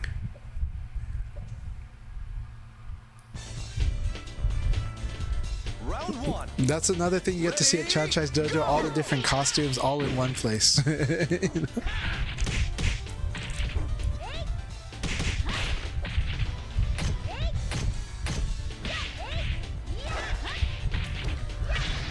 Zack Attack, you're playing really good fighting games. Every game you mention are really good in my book.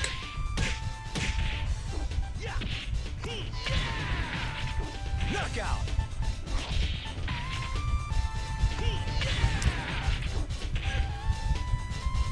Round 2. Ready? Go!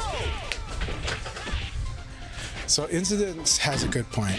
So Incident said, and to take from a friend of mine, when it comes to sports and communal aspect, it's very big in combat sports like jiu-jitsu and the like. Training with people is huge, 100%.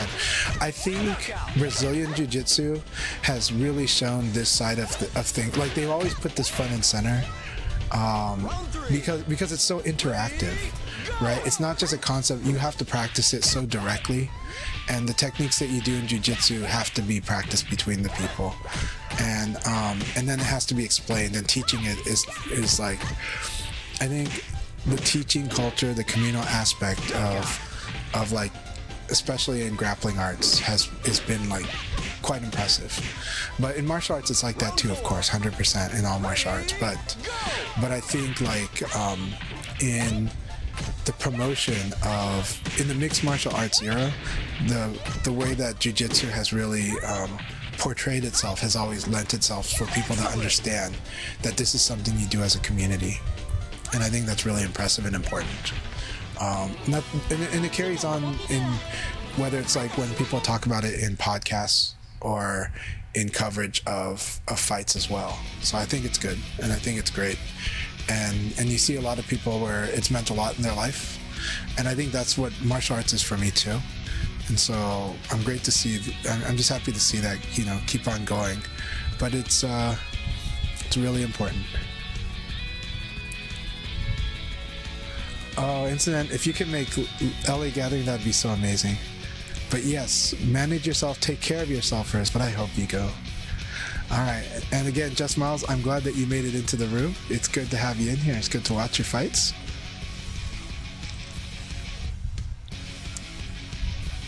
Yep, all about the grind and fun.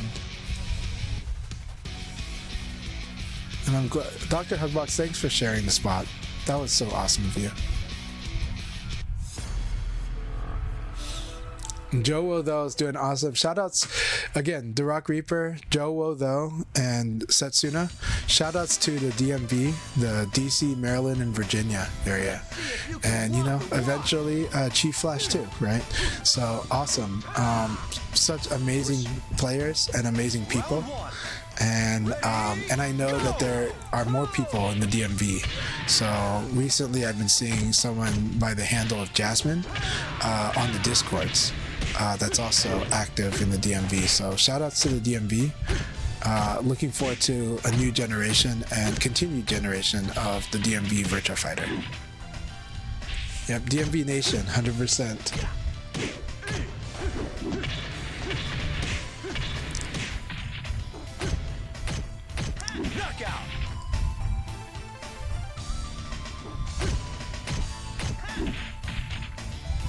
Round two. Ready, go!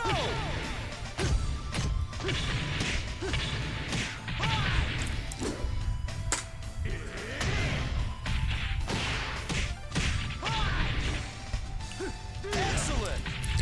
I love this. Okay, so I'm going to respond to what Jalapeno Overdrive said.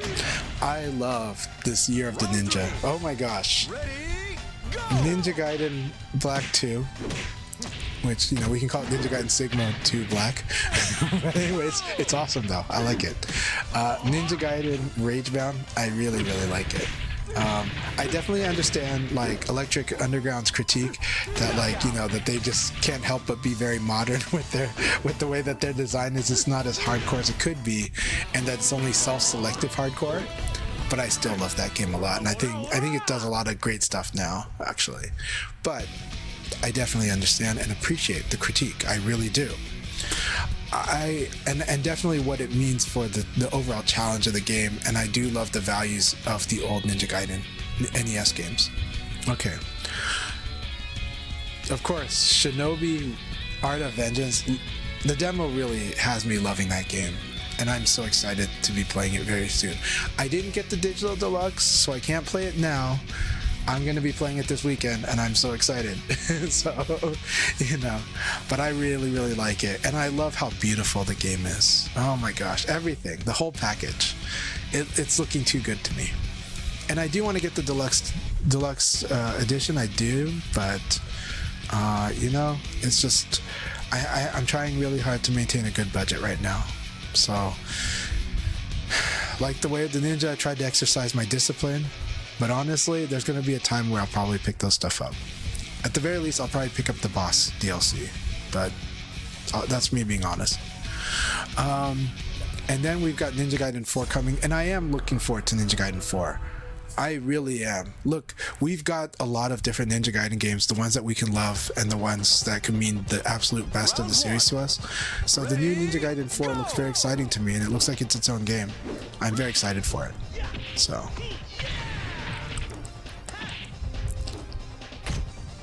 yeah.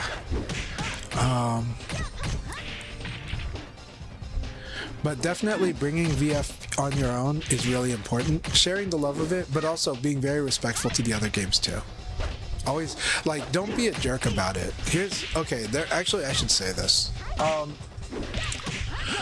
There'll be many times where you play Virtua Fighter in a public place, and someone will definitely come up and go, "Is that Tekken?"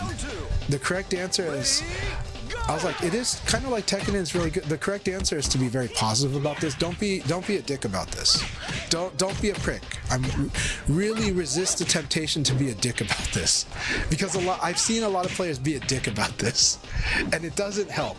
It just turns people off. Just, you know, you can ask them about if they have played Tekken, and then you're like, well, this is Virtua Fighter, and it's really, and I love it. It was like, it's really good, you know. You can even say it's good like Tekken.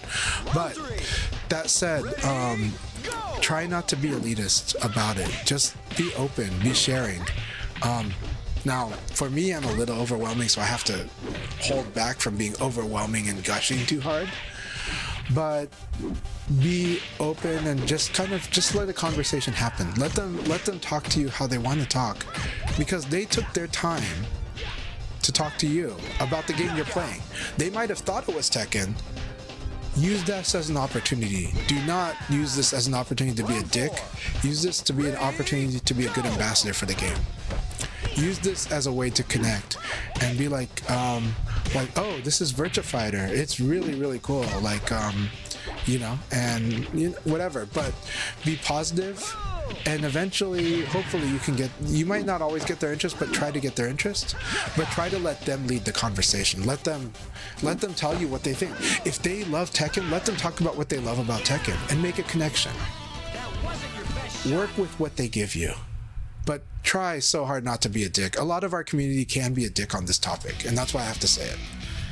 Like, I've seen some of our community kind of, like, it's like when you play a card game at a card shop, right?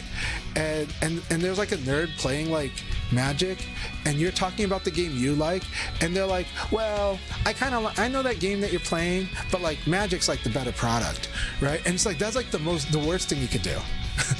You just like anti-social them off of your game.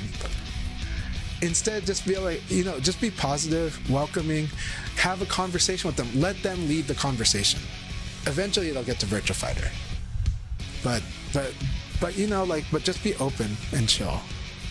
Do practice your social skills like my son is working on his social skills. I ask you that because sometimes you might actually get a new Virtua Fighter player. But I will tell you, if you act like an elitist dick about it, there's maybe 1 in like 90 people where that works. And then 89 out of the 90 are kind of like, what a dick. You know? I mean, I just said it, right? Don't be a dick about it, because, yeah. Because that, like, you know, that alpha approach only works on like 1 out of 90.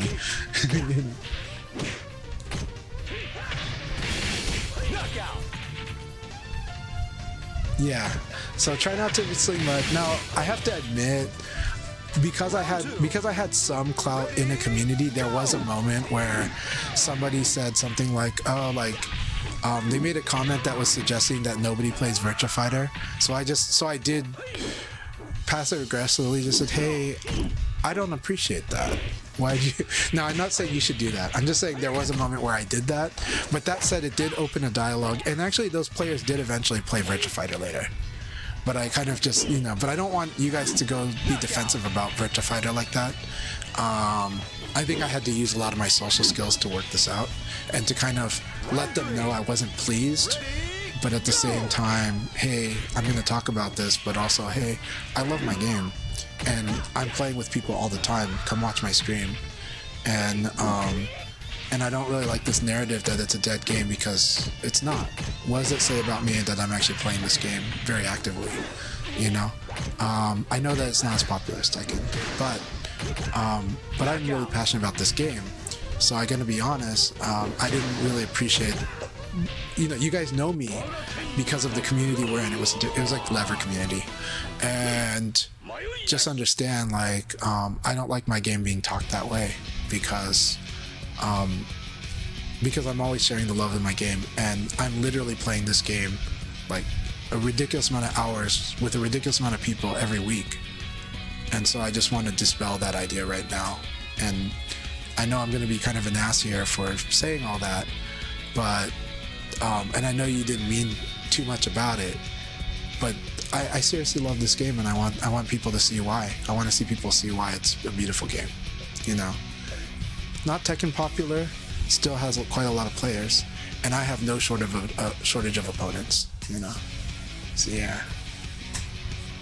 Oh no, there was a crash there.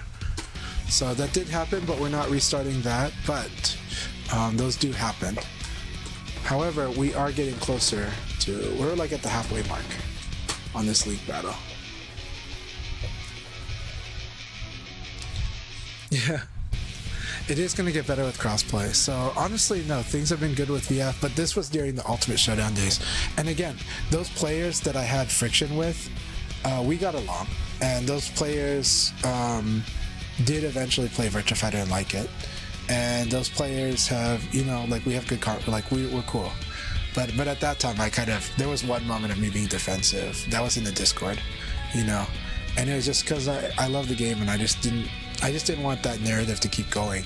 You know, I think it's a lazy narrative. So. And I felt like I was proof that the narrative's not really true. That, like, it's an exaggeration. So, yeah. But I'm not saying you have to do that. I actually discourage people from doing that, like, for being, because not everyone can be defensive and get the conversation in the right place. Most of the time when you're defensive, you put yourself in a hole. Most of the time you will, almost always. Being defensive being defensive personality wise, or like in argument, usually is it's like a downward spiral. So, you know, I think I have a way of navigating it if I know that the audience is actually going to listen beyond like 2 minutes. But it took a lot of my social skills to work that. You know, so it took a lot of my social skills to stand my ground while navigating that, and to get everybody into a productive place. So yeah, Sleeping Dogs is so good. Such a good game. I love that game. It's too bad that Sleeping Dogs 2 got canned. It did have insane plans, but that's okay. It doesn't mean that that's what the final game was going to be, all those insane plans. But they were definitely going for, like, they were really swinging for the jugular on Sleeping Dogs 2. But I was so excited for it. Oh my gosh. I love Sleeping Dogs. I really like that game a lot. So that's also why I was proud to tell you all about Mutant.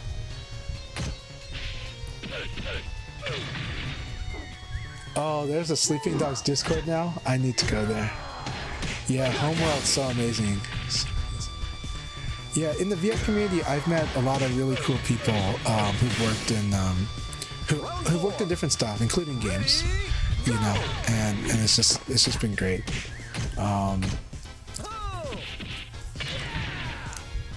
It's like there's more stories, but I'll save them for another time. Some of you know some of them.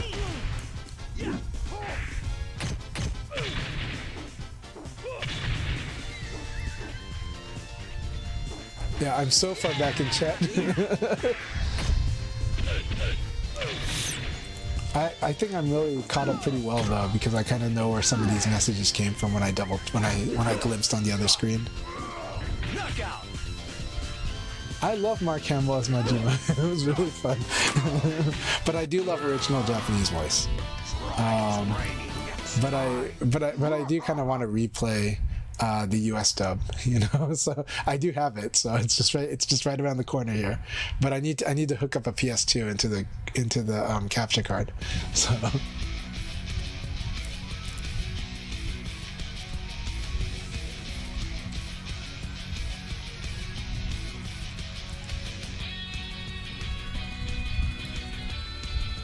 yeah, also rest in peace to Michael Madsen. Michael Madsen is a really cool actor. Also in Yakuza, of course, in the original dub. And, you know, shout outs to him, rest in peace, you know.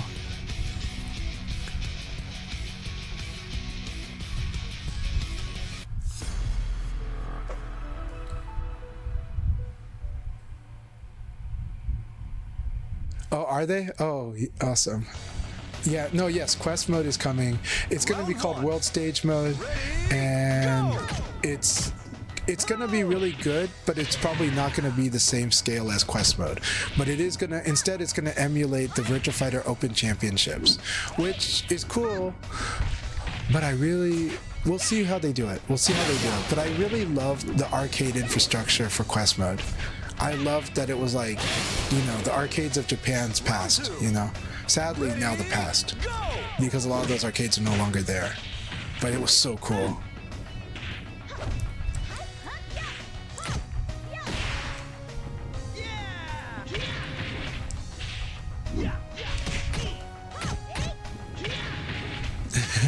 Dr. Hugbox says, going through Akira command training for jokes, and there's some good jokes in there.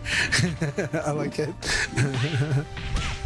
Hey, Instant, I hope you have a good night. I know that you said this a while back, but really wishing you a good rest, my friend. It is true that tonight I am going to stop this stream probably at about 2 a.m. Eastern Time, 11 p.m. On Pacific Time, and that's because I gotta take my parents to the airport at like 3 in the morning. I gotta leave my house at 2, so I gotta leave my house around. I'm gonna leave my house around 3, about 2:45, and I'm gonna go pick up my parents, get them to the airport before 4. So, you know, it's one of those things, but love my parents, and you know, always there for them if I can be. Though sometimes I have to stand my ground too. that's life as family. Sometimes you got to stand your ground, but you got to do it in a really good, socially smart way. You know, again, work out my son's social skills, build up that social intelligence.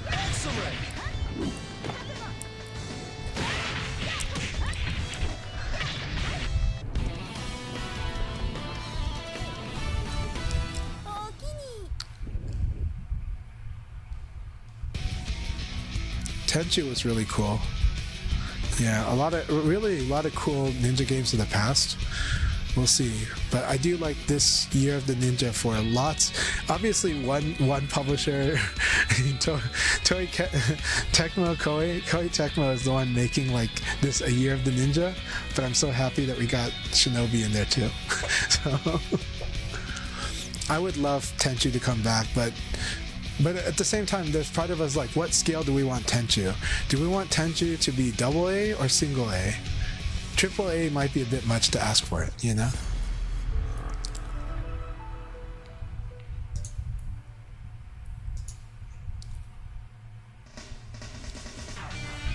Round 1. Ready, And I forgot that I have had this on. Let me see if I missed a chat in YouTube. I might have missed something someone said on YouTube. Okay. 99 Biff, I am so sorry. This is my fault. I want to give shoutouts to 99 Biff, who's been also known as Svengeance. Svengeance, some of you have seen Svengeance at events like Combo Breaker. Svengeance is an awesome community member, and they were chatting on YouTube, and I totally forgot to set the chat so that I could read what was being said on the YouTube chat. So I'm gonna respond to 99 Biff right now. So yeah, I'm happy to do all this with integrity. I do try to do things with integrity, yeah. Harder route, but better in the long run, and cool for your kids to have their kind of example. Thank you. I'm trying really hard I do try hard to raise my children right, and I do think I've set the foundation for them so that even if in this new line of work I'm going to be insanely busy, which is what I expect if I get it, if I get a job in the field that I'm looking at, I do expect to be crazy busy like a workaholic. But I really believe that I spent the last 3 years setting the foundation for my children, and so we're good. But and then my wife and I, we work as a team. We'll be fine. And my kids are in a good spot. They're in a very good spot. So I have anticipated that I would be working like crazy, start like this year and forward. So yeah. Yeah, and then 99biff loves Streets of Rage 4. What about Ninja Gaiden Ragebound? Do I like it? I like Ninja Gaiden Ragebound very much. That was the You Were Within. Now, that said, I think different people have different takes, but most people really love Ragebound, and I'm in the camp that loves Ragebound. If you like modern takes on retro games, I think Ragebound is super amazing. If you need your modernized retro games to be more like in spirit to the retro games, you will probably have your reservations. I think the Electric Underground did a really good assessment of the game, and while and the things that they like or don't like about it, or critique about it, or find peculiar about it. But I personally like Ragebound a lot. I think the way that it's done things in that game is really, really cool, and I really like the experience of playing it. But I also understand people that wish that it was truly like NES Ninja Gaiden games. I get how they're feeling, or that it was like beyond extension of that, like something truly like that but forward, and having to deal with the technical constraints that those games had to make the challenging design, pure hardcore experience that game has, while still being really coherent and good. Of course, I would appreciate that too. I would suffer for that, but I would appreciate it. I do like that Ragebound evokes so much of the NES games while being a more modern action game. So I'm happy about that. But it is true that it's got more of a opt-in difficulty, meaning you can make the game more difficult for yourself to get a higher score, or you can play it more streamlined but still challenging.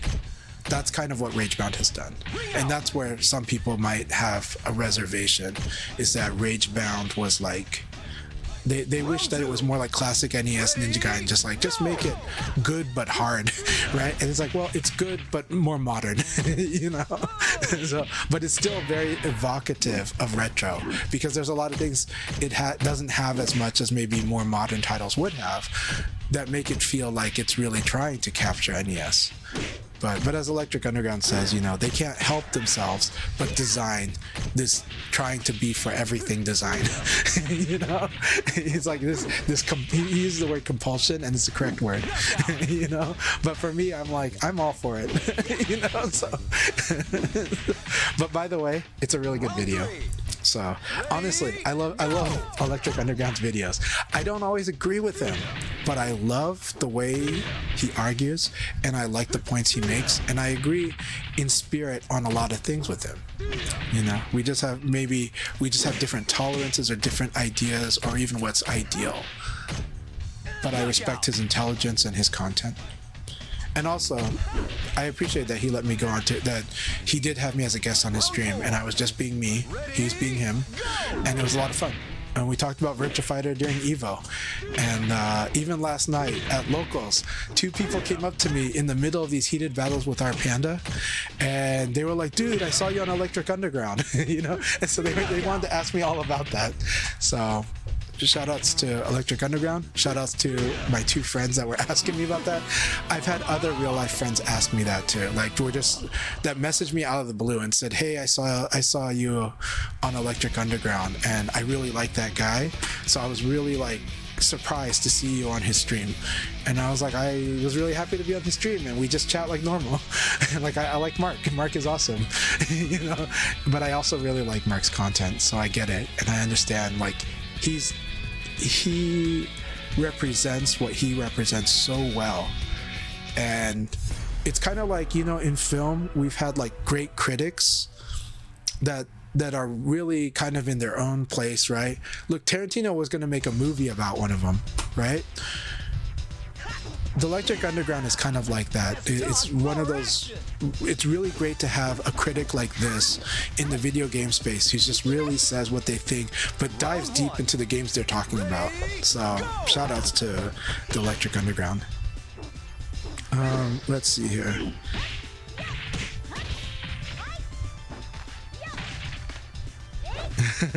$99 says, yeah, Joe M's Village deserves better. T-shirts will be my new side hustle. I'm excited for that. Hey, Jamie Vasquez, good to see you. I'm really glad you were able to catch this too. So thank you very much. Again, so I wanted to respond to the people that had messaged on YouTube because I had missed their messages earlier. And thank you very much for your support. Now I'm going to go back to what I was chatting to some of these other chats because I'm so behind the chat because I just love to give you guys full answers and full responses. But I think you guys like that about me. I think you like it in addition to the great VF action we have going on. Though today I'm not commenting on the VF action as much. That's just because there's been so much to chat about here and as a community. As we get into fall, it's back to school season, and this is a great time to talk about community. And if you're on a college campus, you guys have no idea how you guys are in the best place to do offline. You guys really are. College campuses are the absolute best. You have so much resource that nobody will charge you for. You sometimes have to make a budget and plan for them. But you also have a lot of free resources. I used them like crazy when I was in college. I got fighting game stuff to happen in college. You know, I was in a small college town, 2 hours away from Portland, and you know, there's not that many VF players. I found like the 3 Korean players that played Virtua Fighter on that campus. And I also met a lot of Tekken and Street Fighter players, and I got them all together and we regularly played fighting games. But I was able to find the 3 Koreans that were pretty strong that I got to fight against. Became my sparring partners. One of them I still see playing online on VF TV. I think he lives in the middle of the country now. But you know, one of my sparring partners from college, Hanwiz, is like he plays online. He's on Revo, so it's awesome. You know.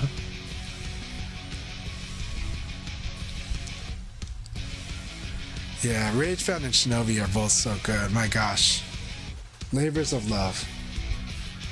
Virtua Fighter, labor of love too. By the way, from my understanding, I am so excited. But that said, the new Virtua Fighter is going to be for a whole new generation. Whole new generation. But will I love it? We will see. I'm hoping so. But I really, the best is that a whole new generation, that it's perfect for a new generation, because that's what it needs to go forward. That's what fighting games need to. Virtua Fighter 6. Tokon, Marvel Tokon, 2XKO, I'm going to include that. These games are going to be very, very important to see how well they do. Maybe Soul Calibur 7. Tekken 9's not going to be for a while. This Tekken 8 has a long life cycle ahead of itself. Make no mistake. I know how people feel about Tekken 8 Season 2. Make no mistake, that game's got a long path ahead of itself. And just like Street Fighter 5 or Tekken whatever 7, it'll probably course correct in good ways. It probably will. So it's got a long life ahead. So Tekken 9, I'm not seeing as seeing that near in the future. I think we got quite a few years before Tekken 9. But Street Fighter 6 has got a long life ahead of itself. Tekken 8's got a long life ahead of itself. But these games, Tokon, 2XKO, and the new Virtua Fighter, they're going to have a strong impact on fighting games and whether they're seen as viable and whether they're seen as something that not just old players but new players can really get into. Are they exciting for the general marketplace? Are they And honestly, I do think 2XKO is going to get interesting demographics that maybe aren't captured currently by a lot of fighting games, but we'll see. We don't know. You know, we really don't know. It can go either way.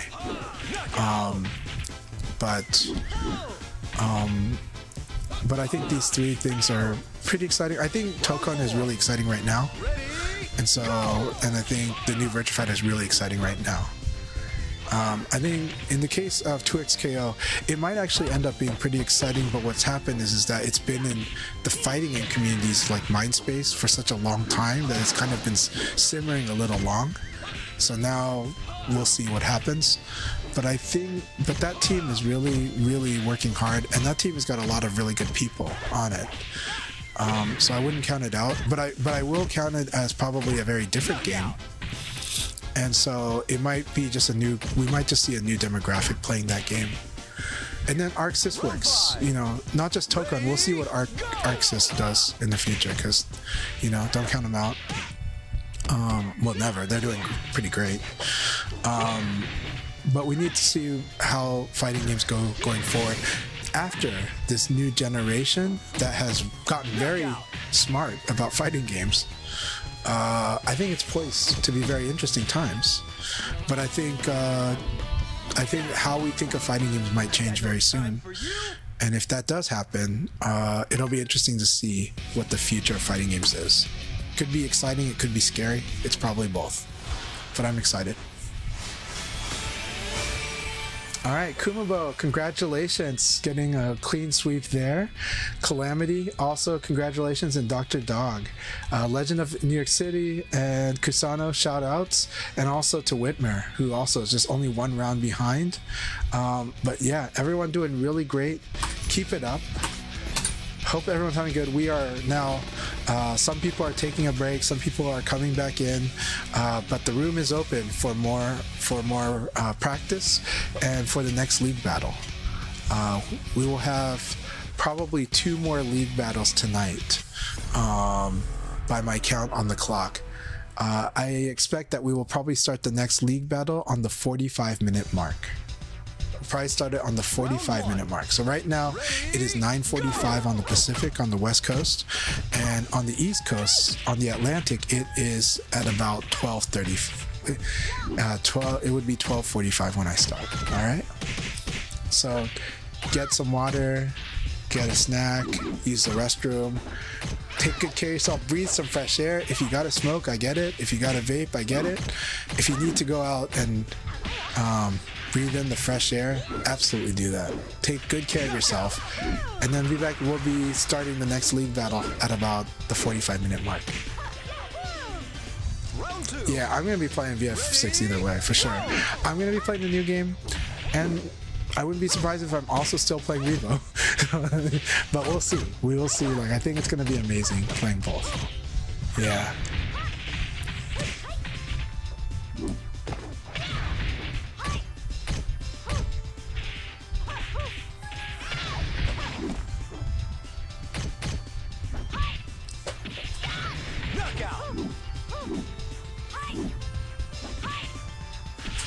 Also with Virtua Co-op, I'll be honest, in my personal experience, I have actually converted trolls to end up liking VF2 also.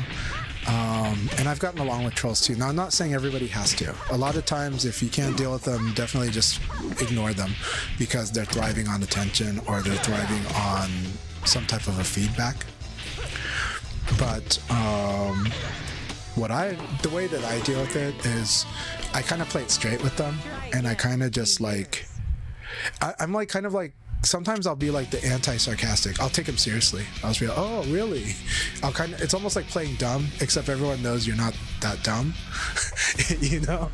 And so the thing is like, it's like you watch like these bad jokes die, right? It's just like watching these bad jokes just die and fall dead as you just kind of play it straight, you know? And so, and if you get them to explain themselves, you know you're right, that you've won, you know?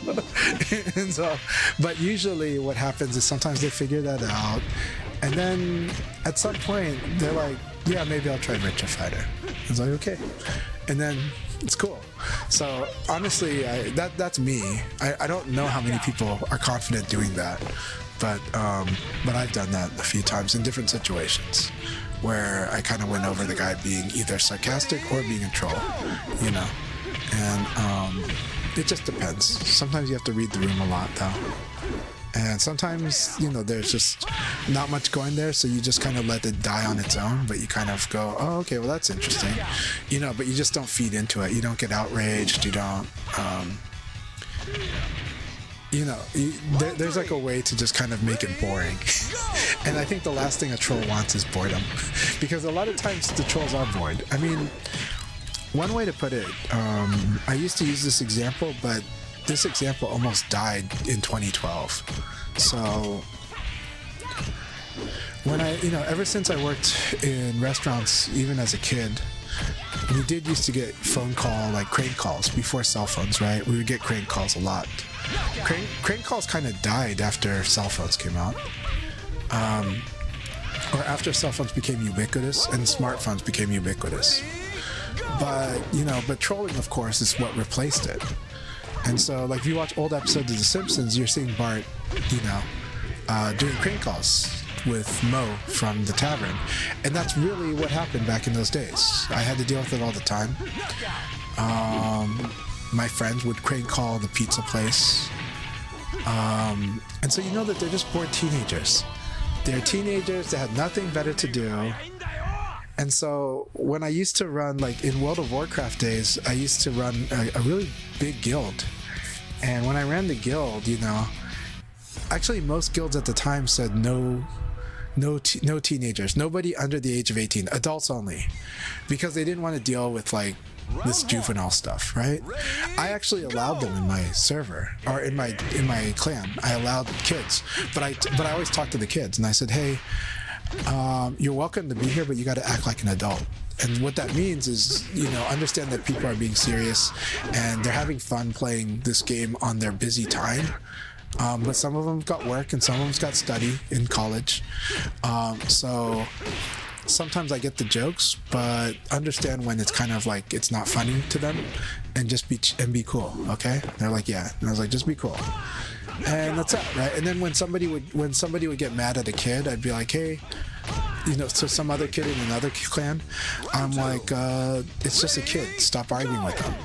Just let it die. Just ignore them. That said, sometime around 2012, I started seeing the adults and the kids fighting, and I started seeing people you couldn't even tell who was the kid anymore because the adults were doing it too. So I don't know. That's something interesting about online culture. And that's why I say maybe it's not as much, and it's not obvious anymore. But I do still see bored kids, and sometimes I understand them when my daughter's at the mall, and we understand some teenagers just bored and is doing something to have more fun. Sometimes you just work with it, and sometimes, I'm actually good at dealing with bullies and with kids.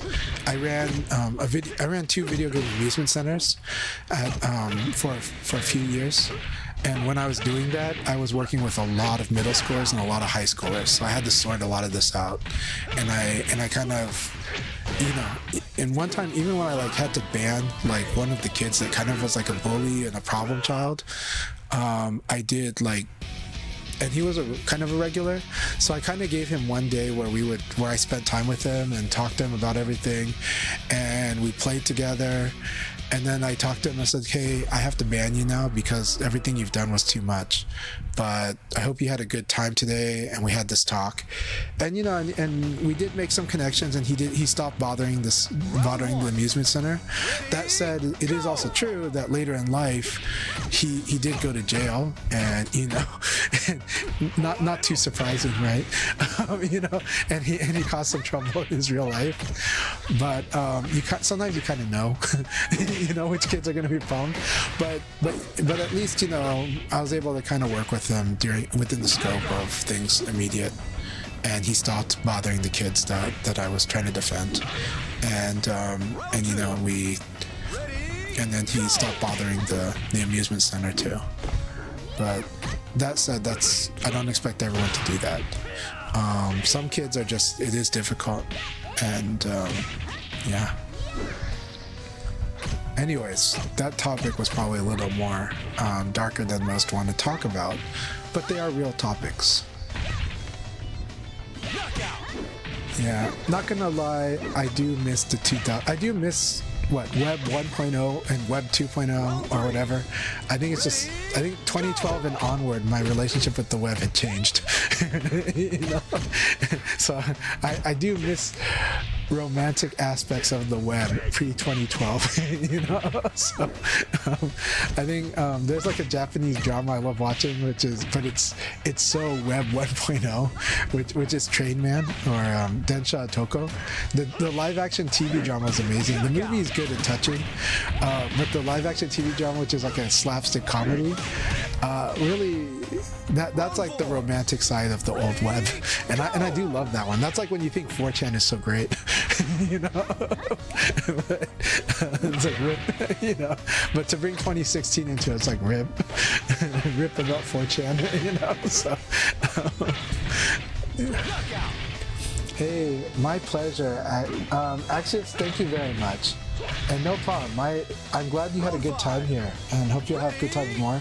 I don't usually go into like the whole rant the whole time, but today I felt like a community rant. So I hope you guys don't mind the community rant today.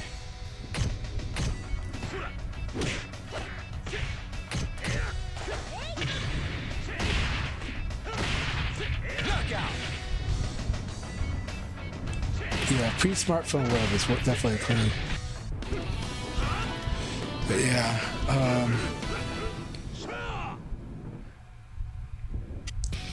but I still love the community we have now. We're gonna do one more battle. After this battle, we will start the next league battle. So after this warm-up match, we'll start the next league battle.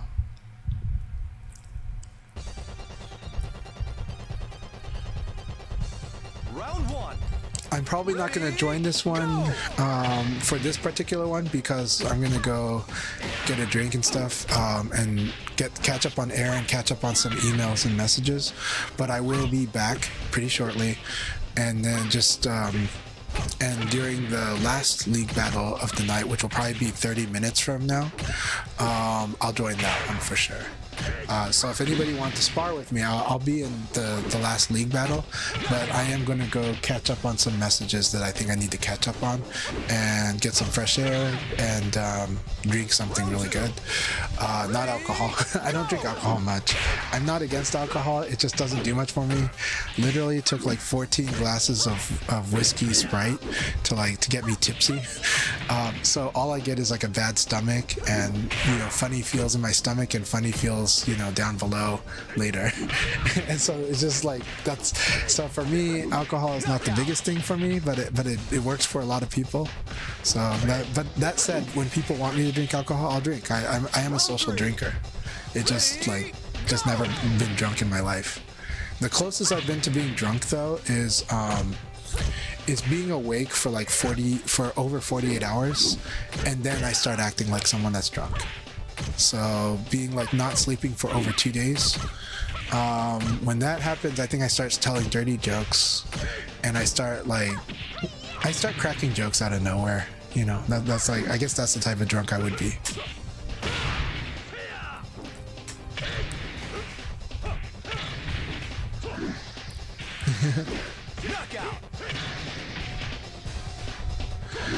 Yeah, well, phones definitely bring the web to you all the time, and that, again, this is also why it's really good to do offline activities, right? Offline activities are amazing.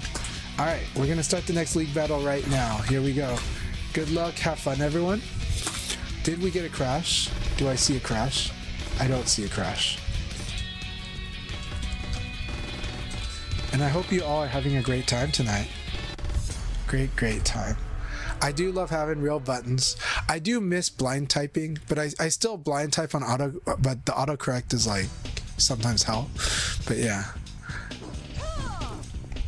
You know what you're getting yourself into.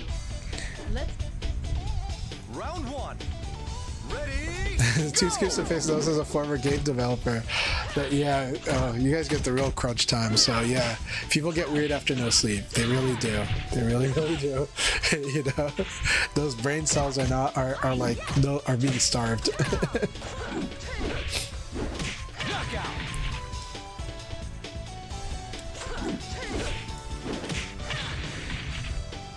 Round 2. Ready? Go!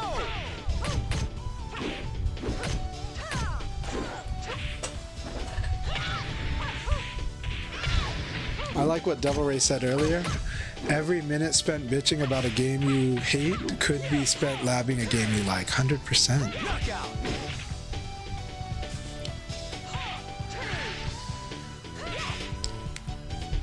Round 3. Ready? Go!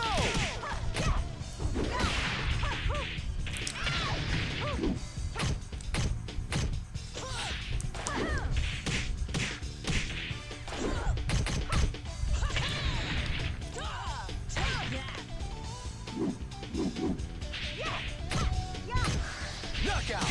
And yeah, Virtua it is. Virtua said a good point. It's like it's important to know the difference between trolls and people who might be just don't happen to know much about VF. The latter might be open to learning 100%. 100%.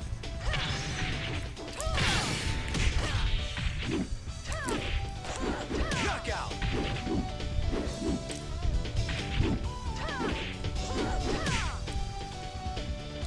Oh, Virtual Cup, don't worry about the weird grammar errors. We're in an era of autocorrect and touchscreens, so a lot of things have gotten interesting after a combination of that and some online aspects.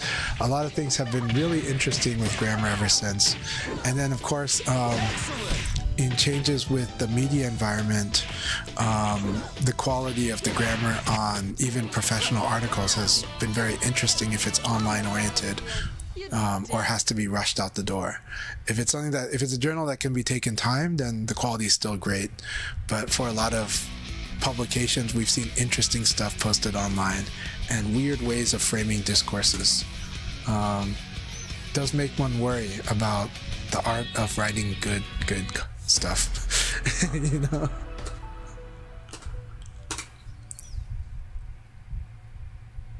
Yeah, upstairs taking a nap. It's a good way to put it, Dr. Hugbox. Round 1. Ready? Go! Wei Shen in a 3D fighting game, I'm cool with it. But I think, it's, yeah. But man, Sleeping Dogs was good. So good.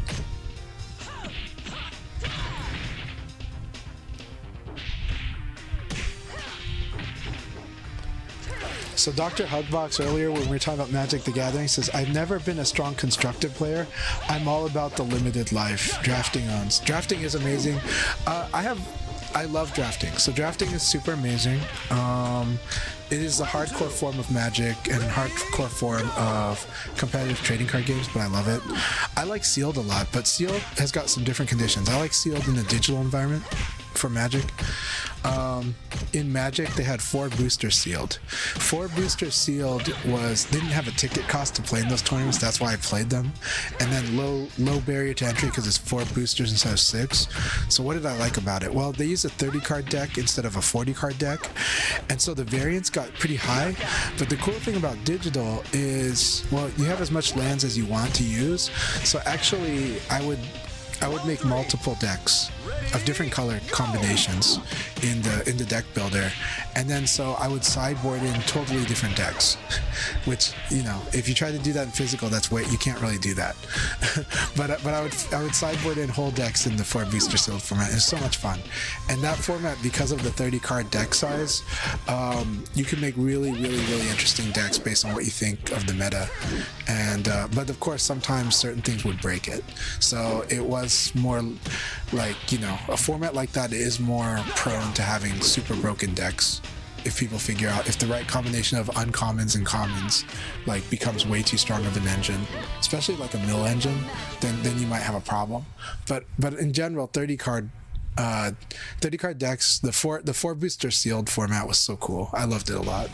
played that so much, and I would actually, I got other friends into it, and then we would play each other with different decks from that we had drafted with similar sets. So we would save it in Modo, and we would practice those decks against each other. It was a lot of fun.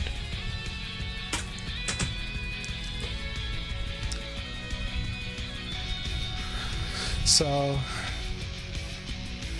yeah, I was absolutely addicted to Artifact's draft mode. I am really curious about Artifact. I'd have to look into it, but I probably would like it.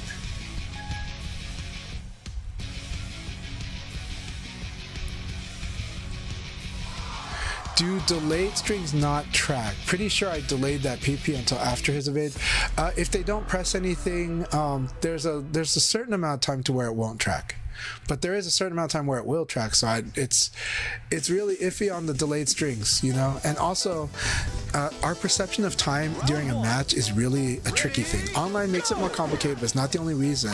In Virtua Fighter, you get really hyper locked in on this game, so seemingly really fast things in real life suddenly slow down. So our sense of how much that delay was, it almost warps in the game between the two players based on how they're playing and where you are on your mental focus. So I say that because it can be very hard to assess how big that delay really actually was if you were to watch it in a replay, and that it's hard sometimes. Like, I have to correct for myself in my mental imaging when I try to recollect what happened, right? When I try to rebuild the scenario in my head. I'm really bad at that, by the way. One of the skills I wish I had that a lot of players do have, a lot of players have really good sequential memory. I actually don't. I have some, but my subconscious is better at processing it than my conscious. So sometimes that's why I have to trust my subconscious to sort out if a pattern was detected, and then maybe my conscious will figure that out. But a lot of times, I have friends who are good at memorizing everything that happened in a round or in a game. I'm just doing my best to recreate it, and a lot of times I can remember certain decision points, but I might not remember everything that happened.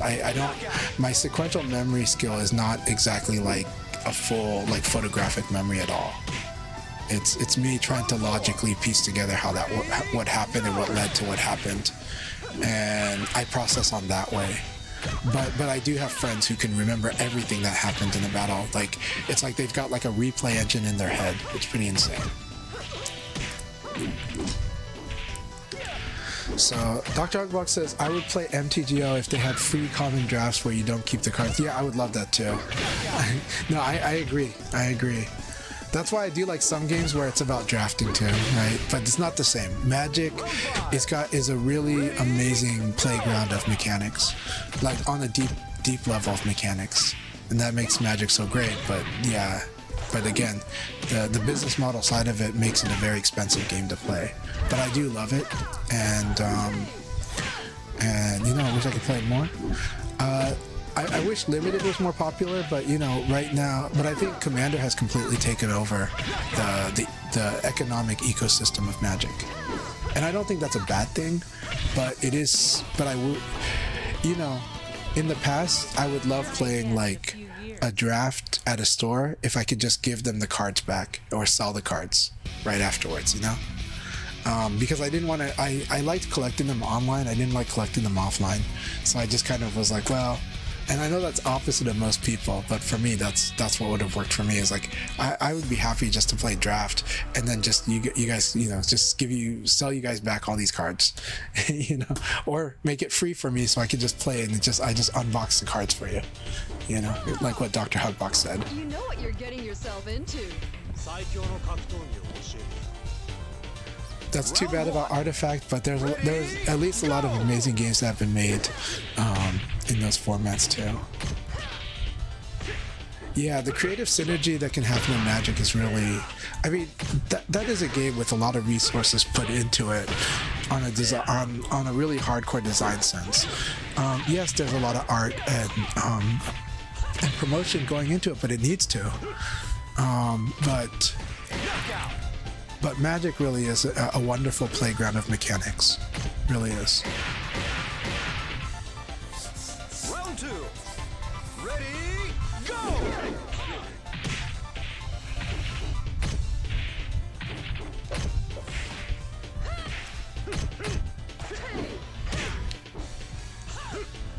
Yeah, I do like, something I do like about Portland is our lack of traffic.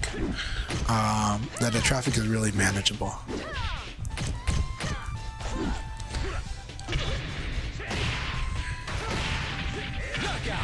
Yeah, Tenchu really was, that really is a real true ninja game similar. Like, that game is about being a ninja. It's about the stealth element, it's about winning, not winning, it's about assassination, it's about poisoning and influence. Tenchu is really cool. It is. So that's why it would be good to have a new Tenchu game out. I definitely think that there could be a lot of room for the indie space, but selling the idea might be, it's weird. You would think it would be more popular than it is.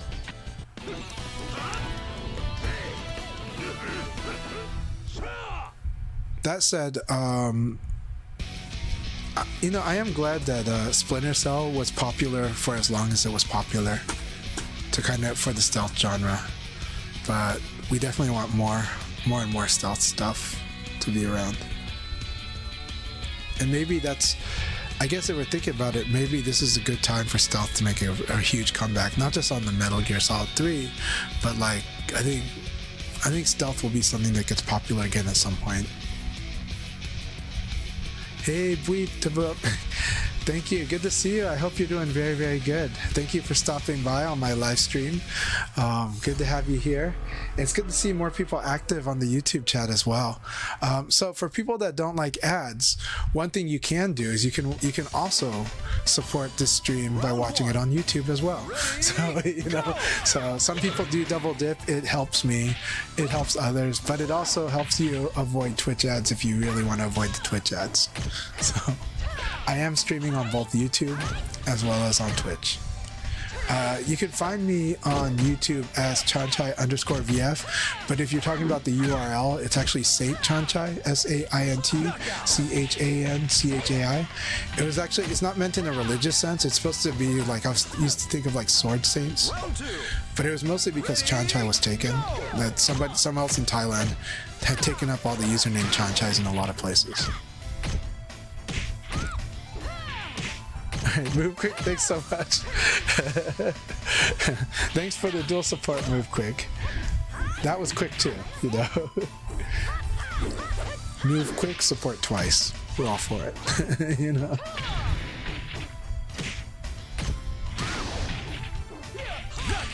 Two scoops, no problem. Wondering which thing I was explaining, but yeah. But happy to help. Happy to help. But replays definitely can help.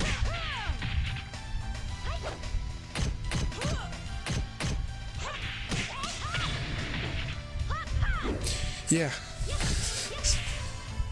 So yeah, I was thinking like, I think when I originally used that, it was also reminding me of like Japanese use of the term, right? Like, because Japanese also had sword saints and like kisei, and yeah, it had many uses of it. But there's like, it's semi-religious. It's like you're the god of something, right? But yeah.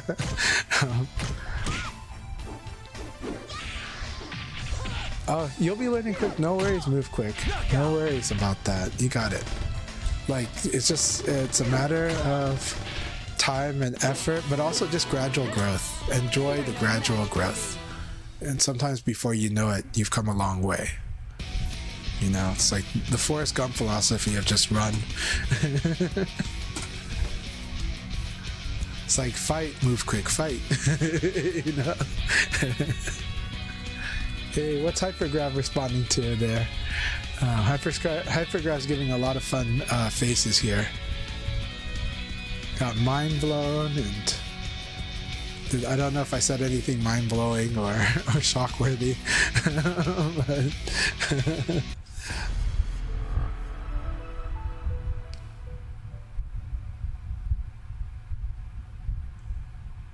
don't make it a Dark Souls clone. I know that Princess does not want Tenchu to come back as a Dark Souls clone. I respect Princess's view of that Princess has had enough Dark Souls and feels like we could use one Souls game a year. So, you know, but yeah, we could use one Tenchu a year. That'd be amazing. I would love that. So Bleep says, Chanchai, aside from VF, have you invested as much time in any other fighting games? I used to play so much of Street Fighter. I used to play all the fighting games a crazy amount. But I think ever since I started doing like when I started being like a manager, managing businesses, that's probably when I was just, you know, focusing on whatever I was really obsessed with, and not able to kind of manage that time to play everything, right? So recently I played Samurai Showdown one night a lot at locals, and I loved it, and I still like it, so I even picked it up and practiced it a bit, but it's still hard for me to kind of play beyond like Virtua Fighter, but I will definitely play Samurai Showdown at locals. Under Night In-Birth has got a similar story. So it's one of those where the hard part about being obsessed with Virtua Fighter is that you don't want to play much out. Like you think about the games you want to play and you want to play them, but then you want to play Virtua Fighter. That's my problem, right? So my problem is like, oh, I want to go play that game, and then I end up playing Virtua Fighter because I really want to play Virtua Fighter 2, and I want to play Virtua Fighter a little more. So that's the hard part in the fighting games for me. I do like playing a lot of other fighting games. People know I played a lot of Tekken 8 actually, for a bit, not for a certain amount of time. The downside was when playing Tekken 8 was just to get the dailies through, and then I would run back and play VF right after. That was the downside. That is something I don't like about the FOMO model, or the addiction model of like having dailies and having weeklies and then having season. I like those in concept. I'm not against them. But when I found myself just playing Tekken just to complete those, it was weird. And I like Tekken. I didn't dislike it. But I just found myself going back to VF right away after I got my day's worth in. And I don't know if that's a good thing or a bad thing. That was my experience though. And I do like Tekken 8. I like talking about Tekken 8 to friends that love Tekken 8. I just end up playing VF. And the hard part, but it's also because when I'm not playing VF, traditionally it's work, but a lot of times it's, you know, it could be family, it could be other stuff. Now there are certain games that I do play. So what are the games that I have actually played like very actively in conjunction with Virtua Fighter? Well, that's Battlefield 3, Battlefield 4 back in the day, Vainglory, Magic the Gathering Online as well. Those were probably the ones I played like, and Legends of Runeterra was another game that I played like a lot while playing Virtua Fighter to a degree. And then recently, actually been playing Vanillaware games. So played both Dragon's Crown Pro, which is Dragon's Crown. It's just on the PS4. It can play with the PS3 and with the Vita. And also playing Unicorn Overlord, continuing my campaign in there, but I'm far but not that far. I'm only halfway through the game, and I'm only like a quarter through 13 Sentinels, but I love it. I'm really loving 13 Sentinels, and lately I've been telling myself I am going to start playing the Yakuza games again. Like, I'm going to really make an effort to get through them, but also have the hard part when I play Yakuza games. I want to do everything. I want 100% that thing. All those games I do, like I did that with Sleeping Dogs, right? I do that with almost any open world type of game. Spider-Man, I want to do that too on Spider-Man 2. So I do like the open world games. But I end up just playing Virtua Fighter, you know. So, but who knows? But I am starting to make more time. As my kids have gotten older, as I have more flow, whether with work or with the home life, you know, then it's like, okay, we'll play VF this much, and then yeah, let's stick in this other game, and I'm starting to do that a lot better now. So long answer. I hope that makes sense to you though. That said, Battlefield 6 is a game I do want to play with a lot of friends soon, but I don't know if that's gonna work out. Battlefield 6 might be a hole in my heart because I want to play, just like Monster Hunter, kind of a hole in my heart. I want to play that, but I don't see it happening soon. Battlefield 6, I want to play it with my brother-in-law and with a lot of friends who love playing Battlefield with me during 3 and 4. I was not the KDA guy, but I was a guy who won a lot because I would be like the general. I was like the guy who would tell the squad like where we needed to go and come up with the strategy. And if somebody on the team was like wanted to just be a hunter killer, I would go, okay, just go in this zone and it'll help us, and we'll go do the rest on capturing the objectives. So I loved Battlefield because it used a lot of my skill sets too in coordinating a team, and like my win percent in Battlefield 3 and 4 was very high. My KDA pretty bad, win percent really high, right? And that's just in general pickup games, you know. But there's definitely tactical elements to that. But so Battlefield 6 is like them trying to remake a new Battlefield 3 and 4. So I really want to play it, but I think depending on the type of work I get, we'll see if I could even do like how I'm gonna muster that. I mean, I might muster it in that I might just play Battlefield 6 like here and there, like on a schedule with friends, because I really love playing those friends. I've got friends who played Battlefield 3 and 4 with me and would really like to do it again because we just had good times. I mean, it was just such fun. I think you guys like me. If you guys like me on the chat here, I think you can imagine liking me in the chat on Battlefield. So, you know, just like you might like me being on the chat in like Vainglory back in the day. So if I had to pick a second main game, well, in a couple months it would probably be Battlefield 6, but and then some time to do single player games because I do love those too.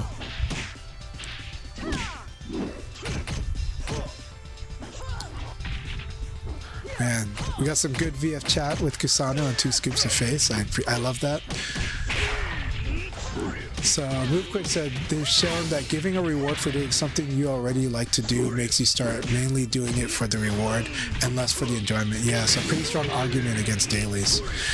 Yeah, that's how I feel, MoveQuick. Again, MoveQuick, I really appreciate your experience as a former game developer and your insights. So please keep it coming. I appreciate it so much.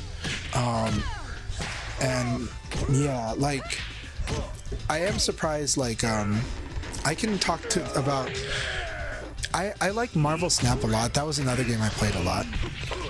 But I can tell you when I stopped playing Marvel Snap was just a little over 2 years ago. Yeah, 2023. Around the beginning of summer. And what had happened was I was on the grind and I liked the game. I still like the game. But I was trying so hard to play for those rewards. So hard doing dailies. And so like, but I wasn't feeling the FOMO itself. I just kind of felt like it became like a task to do. And then there was this period of like I think I missed out on like 3 weeks. And then when I thought about playing the game, finally like, oh, I can play Snap again. I was like, you know what? It feels like a relief not to play the game. So I stopped playing the game. That was the only times I played the game after that was when my son asked me to play. And so we played. But I didn't go back after that either. I only go back when he asked me to. And I like the game. I like Snap. I think it's a really brilliant design. But the relief of not being addicted or hooked like that somehow felt good. Somehow felt relief. And somehow told you like, yeah, you know, maybe I don't need to play this game. And it's really weird to feel that way about a game you actually like and you have all good things to say about the way it's designed, you know. But that was that. Another game that kind of happened to, but it's because of the survival element, was VRising. I think VRising is really awesome. I think VRising is from the studio that made Battle Rights. Battle Rights was freaking cool. Battle Rights is like playing... It, on the surface, looks like a MOBA type controls, but it's not. It's really a first person. It's more like Hotline Miami, but you're playing this against other players, like 2v2 or 3v3. It's an arena combat game. So good, so good. Not that popular, so good though, and really twitchy. Top down. Oh, Battle Rights so cool. They made VRising, which is awesome. Okay, VRising, you're a vampire and you feel like a vampire. Why? Because it's a survival game, but it's PvPvE. You could play on a PvP server. You could play on a PvE server. In either of these cases, you have to go out and avoid the sunlight during daytime, but you can still get through it, but it just makes it harder. But you end up building your cabin, and before you know it, that cabin you build into a mansion, and you end up getting human slaves, and you go on quests, you beat tons of bosses. It is really freaking cool game. It's a really cool game, and it's survival. And you got to maintain your castle. Now, if you're on a PvP server, other players can invade your castle and destroy it. If you let them. If you accidentally leave the door open, there are ways for them to mess with you. They could gank you when you're fighting a boss, right? There's coordinated activity. It's like Mafia, but it's vampires, and it's really thematic. You feel like this is a real vampire game. Such a cool game. By the way, congratulations, Spaghetti Confetti, Kusano, and KUMUBOU. Really awesome. Glad everyone got in there. We're going to start the next league battle at 10:20, at the 20-minute mark. I'm going to finish talking about VRising. I'll put myself in here, and we'll have fun with the next final league battle. But, and I'm not going to play that good today because I haven't played all day, but it's going to be fun.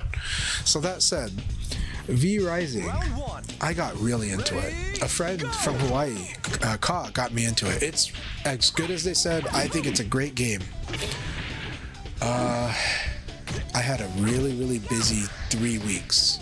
I totally forgot to play VRising. You know how I said it's a survival game? It's kind of like Animal Crossing. Things deteriorate. Before you know it, the source of your mansion, the heart of your mansion, runs out of blood, and your kingdom falls apart. I came back burnt to a crisp with my mansion totally gone, my slaves gone, everything gone. I have to start over. I'm back to playing the game Don't Starve on day one, and I accepted that, but I'm not gonna lie, I haven't played the game since. So, you know, but I really like it, and I do recommend it.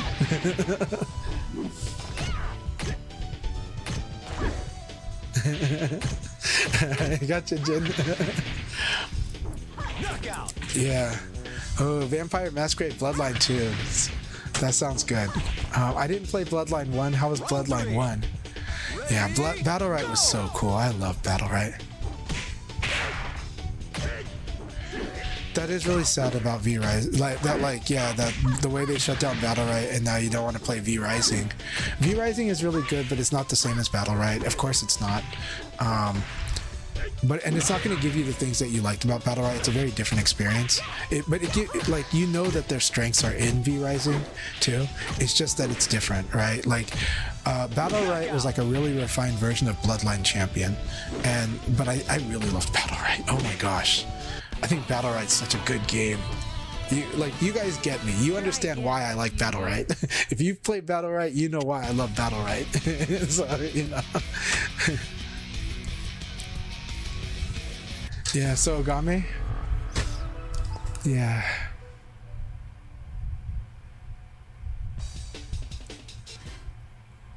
Yeah, take a 2-week break and all your stuff is destroyed. It's just like, yeah, my kingdom is gone. Did not survive, you know? So there is a safe way to play VRising, not to scare people off. You can play VRising as if you're on your own server. In which case, turning off the game will pause time in the game. But if you play the game on a live server, that's when you have what happened to me. So, but that is part of the real experience. Some people, that game, you can build some of the most gorgeous mansions. It's like, it makes Symphony of the Night eat its heart out. The mansions you can build in VRising, like the building, the crafting in VRising is really good, and the game itself really good. But yeah, but that experience got too real when my vampire was suddenly broken. You know, it was like Lestat in like the middle of interview for the vampire. You know, it was too real. It's like I wanted to be Lestat. I didn't want to be that Lestat. You know, so, I didn't want to be Lestat after like Louis betrayed him. You know, so, but that's where I was, and that's the real vampire experience that you get in VRising, which is cool. And in VRising, you do have to deal with Simon Belmont being out there willing to kill you. So it's pretty cool. Literally, Simon Belmont's in the game. So maybe D, the vampire hunter's in the game too. Yeah. I do think one of the characters is basically D, is Vampire Hunter D. Yeah, so Hypergr4v not about any game where the game state deteriorates when you are gone. Yeah. It's you know, Hypergr4v, you and I have families. It's like you're like leave this to the college kids, even though they have to go to school. But you know, one time I got so hooked on the game Alpha Centauri, which is like Civilization, that I played it like 6 p.m. and then before I knew it, I just missed my first lecture of class the next morning because I was still playing Alpha Centauri. You know, that was a responsible time in college. You know, so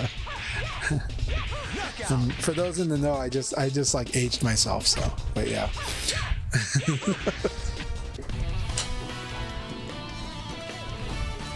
Better run home to Mama now.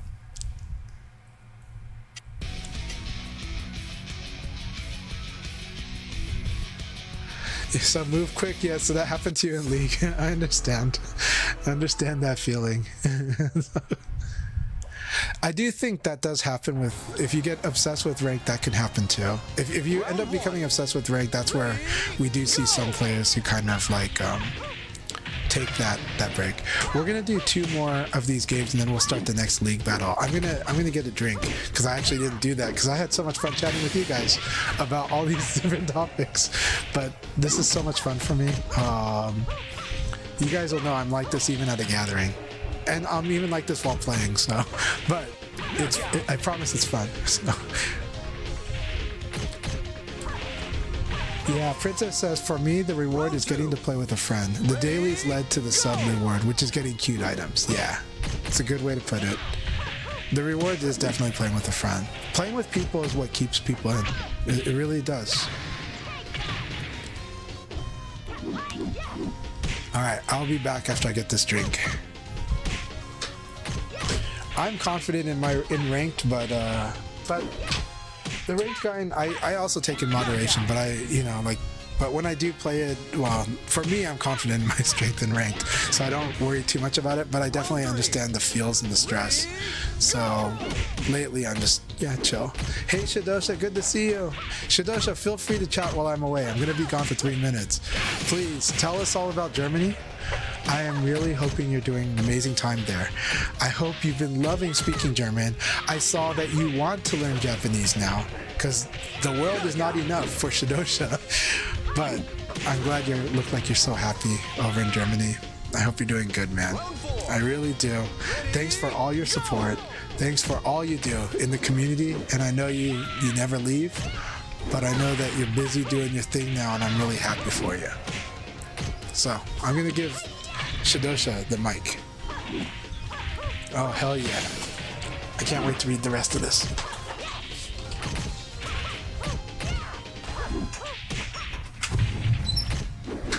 Knockout.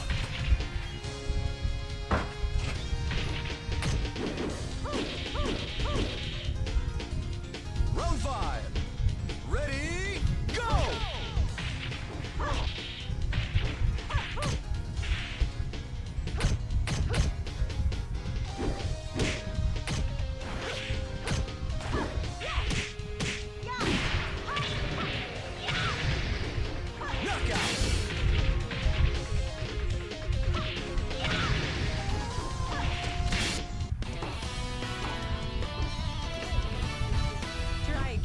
few years.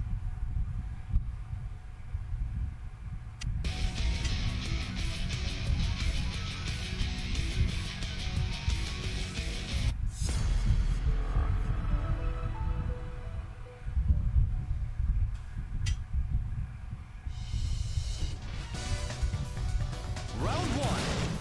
Ready, go! Yeah.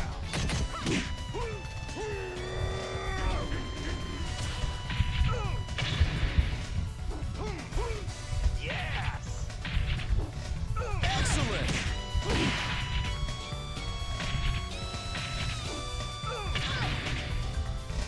Round two. Ready, go! Yeah.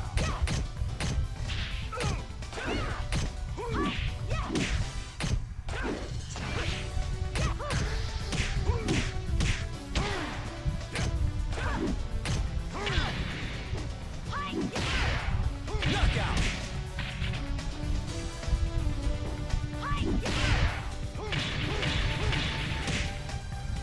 Round three. Ready, go! Yeah.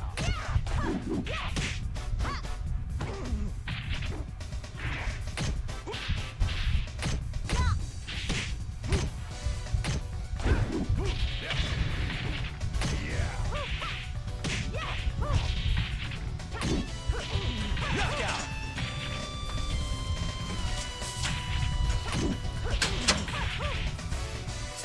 Round four.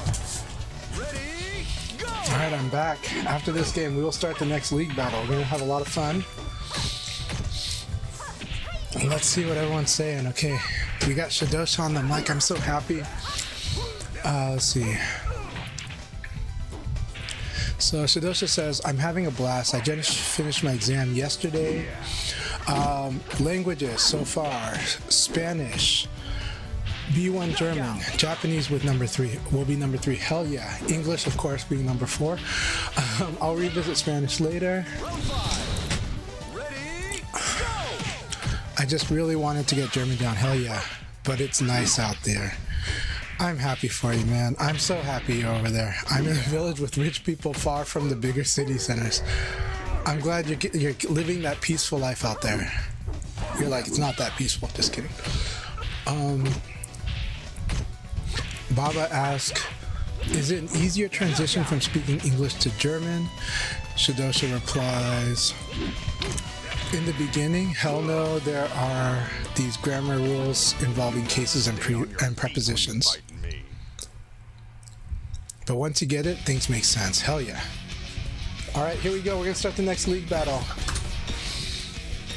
Good luck, have fun, everyone. Let's have a good time. And I am excited to read more of this chat, too, after the battle. Alright, CSha, let's see what you've been doing.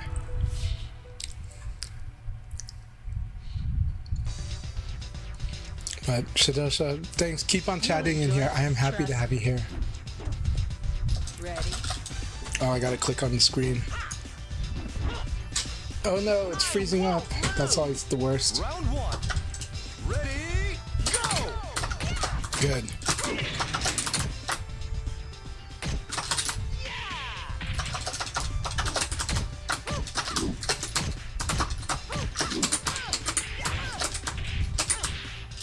That was good. That was a good low punch.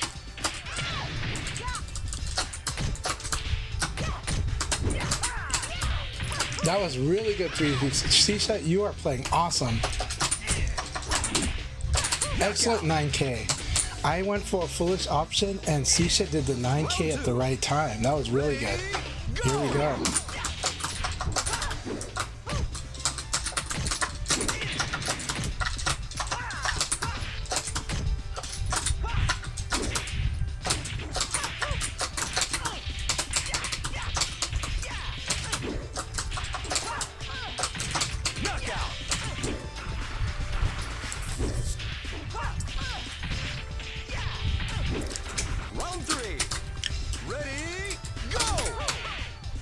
That was beautiful. Oh my gosh, so good.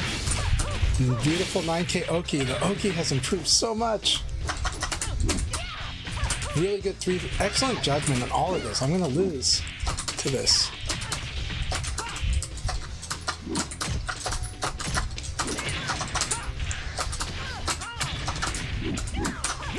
And I could have won many times, but I did the wrong options, and that's okay.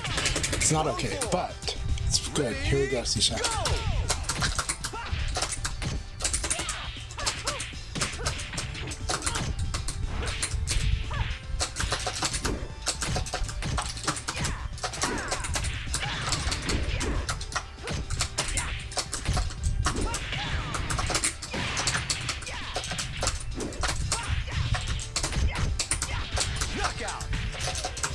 CSha is playing amazing this game.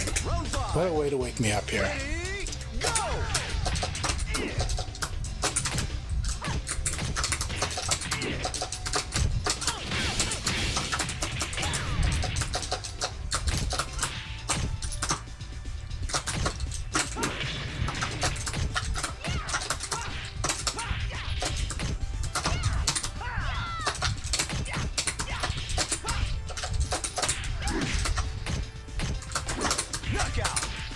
CSha, you played amazing. Your skill, you have improved so much.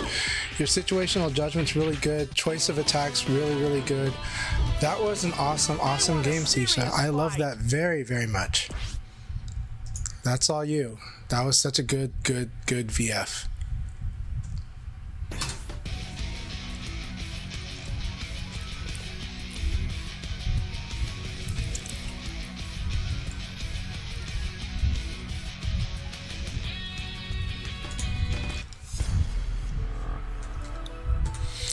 My biggest takeaway from all of this is that people love when you care about their culture. 100%. It's very true. It's actually one of the best things you can do when you travel, is show an appreciation for other people's culture. So they don't care about the mistakes I make. It's very true. Yeah, respect. There's the main thing that I personally live by is respect. And part of that is this respect for the culture, respect for where someone's come from, respect that they came from somewhere, respect that they've lived life too. Round 2. Ready, go! So I've lost count of how many times I've been told they are amazed to see an American care about where they are. It's very good.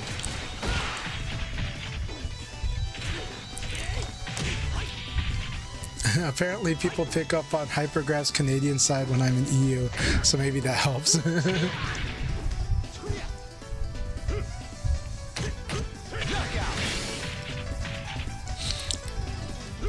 So CSha said they're slowly improving. Shite Fighter, myself, and others have helped a lot. Shite Fighter is really, really good. I loved working with Shite Fighter, and I always love chatting with them about VF, and they got really good VF. No, you're doing so awesome, CSha. Keep this up.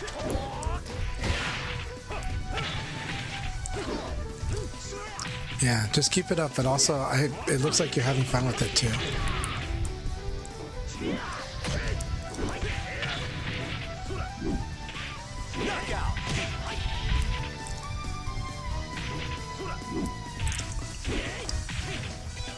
Round 4.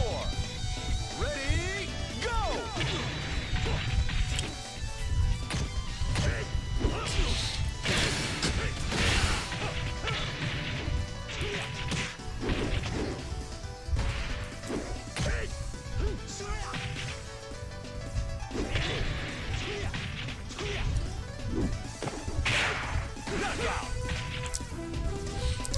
Again, everyone, thank you so much for all of your company tonight, whether you're fighting with us or you're chatting or even lurking.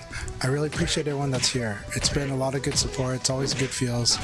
My Tuesdays always feel wonderful because when I'm doing this, you guys are always just really just being so great. So thank you all very much. Static, I'm glad. So it's been intense. I hope the intensity is good. That's like a sign of a good workout. Yeah, always learning in VF. Always learning. Let me slide this mic a little bit. Sorry for the extra sound. Sorry for the loud noise as I moved the chair. Alright, here we go. Oh boy, KUMUBOU next. KUMUBOU are gonna really smoke me. I gotta be very careful. But it's always fun because Aoi is a very, very interactive matchup. So much fun. Ready, go! Really good use of 3-3-P.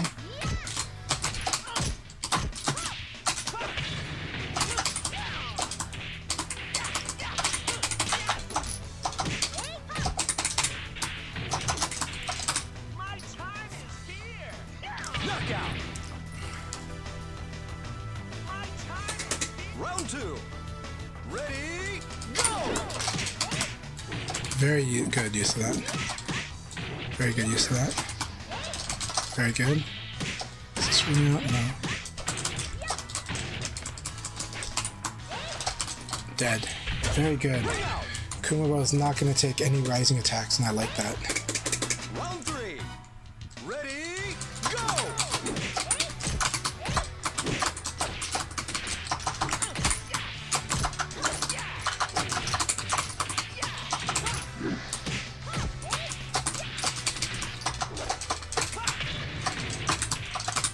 Knockout! Round 4. Ready, go! My time is here!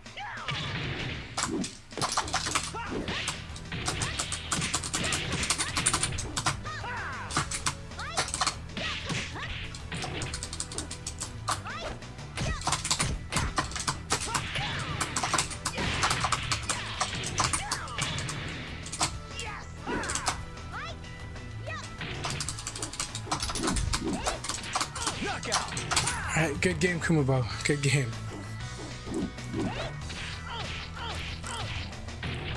It's a pretty good idea, though. I like that hopping descending punch, aiming for the low throw. It's like can be a 90 up to 90 damage conversion.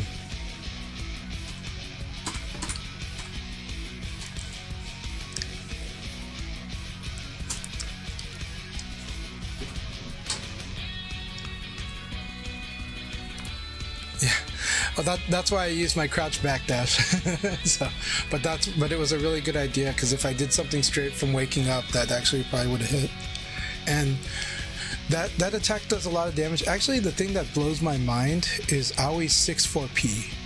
25 frames, which is standard, which is just one frame longer than certain attacks that typically are like that. But 6-4P does 30 damage, which is insane. Like, that is insane amount of damage, and so it wins a lot of crazy situations. So Aoi's 6-4P is crazy move. Obviously you didn't do it that game, but I remember you doing it before, and so I studied it and I'm like, oh my gosh, this attack does 30 damage. So yeah.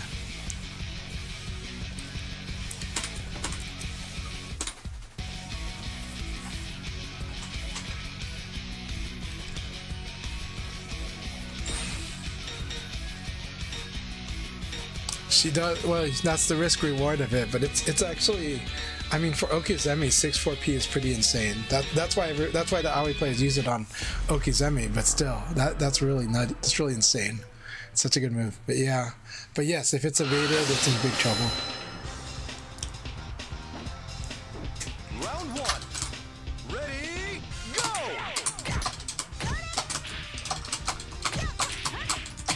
Very good.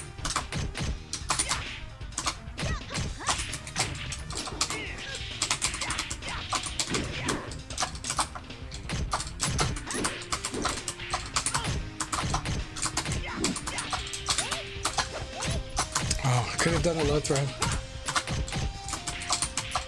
Knockout! It was good exchanges, Static. Keep this up. Keep this up. Go!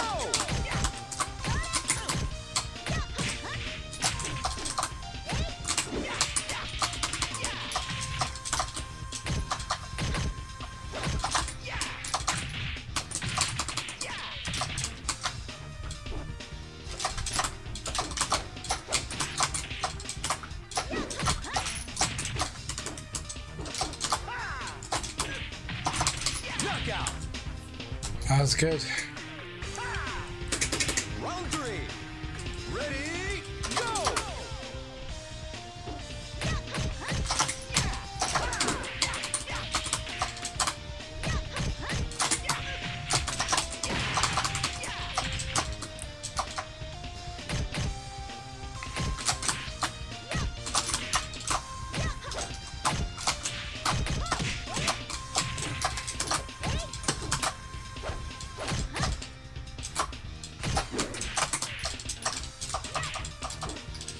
ahead and practice combos. We're gonna do more sparring. Very good. Keep working on it. Keep working on it. We're gonna keep doing exchange sparring. Fight. Keep trying to kill me. Ready, go!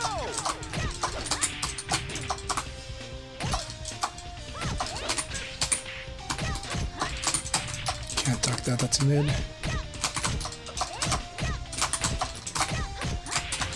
Alright, let's just getting our eyes used to that move.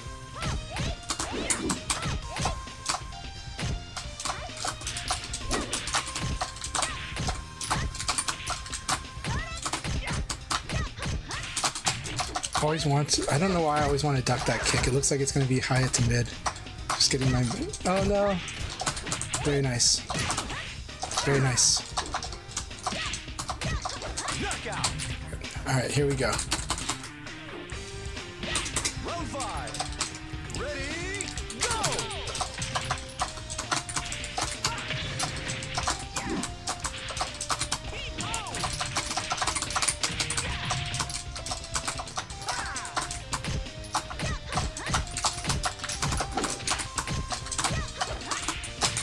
Almost punished that.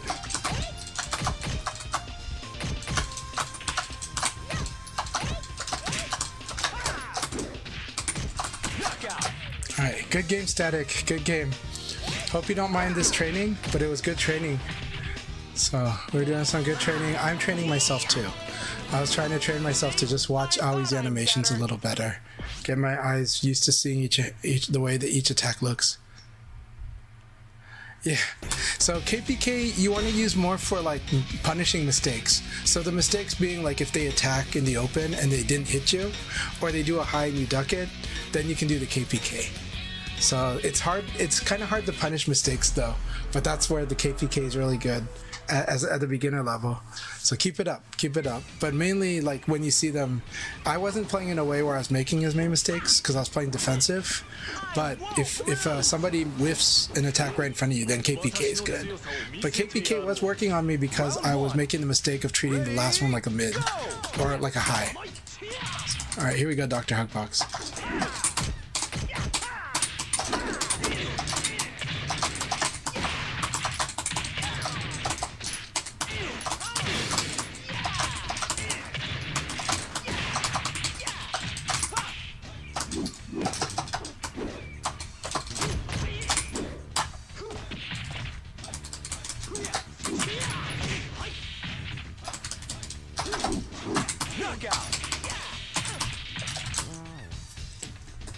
Round 2. Ready, go!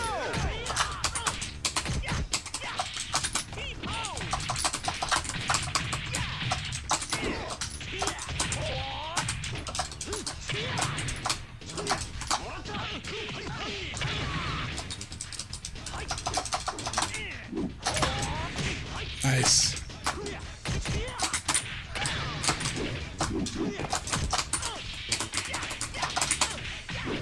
Knockout.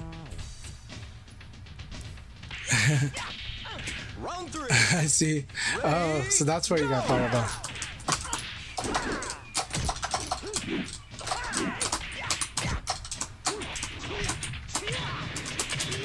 Like that.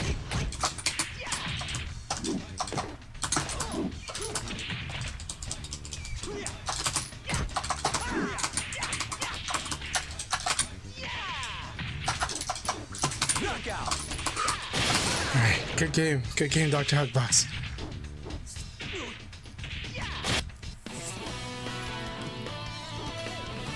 I want a serious fight.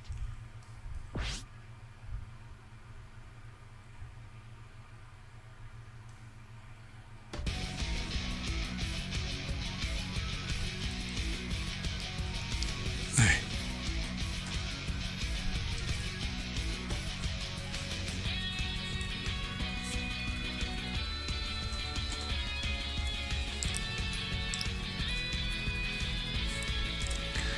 But don't worry, Static, we're gonna work on your boxing soon. That's gonna be the theme for our next lesson. It's gonna be working on the core boxing of VF.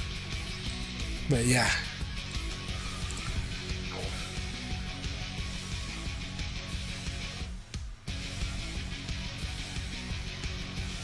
But keep it up.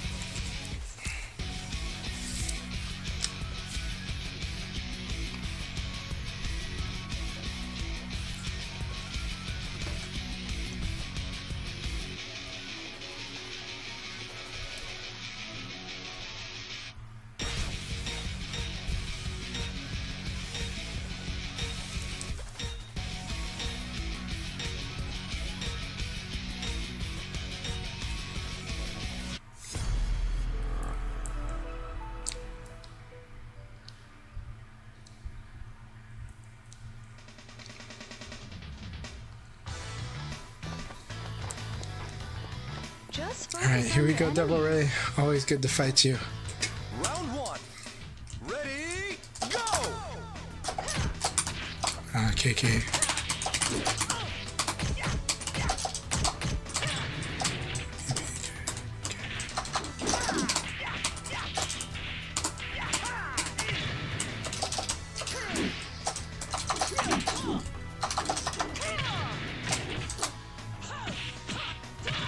Very good.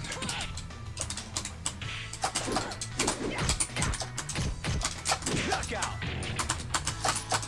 Alright, here we go. Round two. Ready, go! My time is here.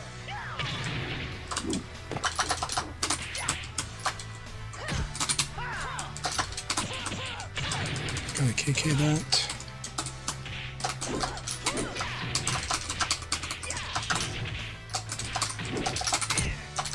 Knockout. Round three. Ready, go!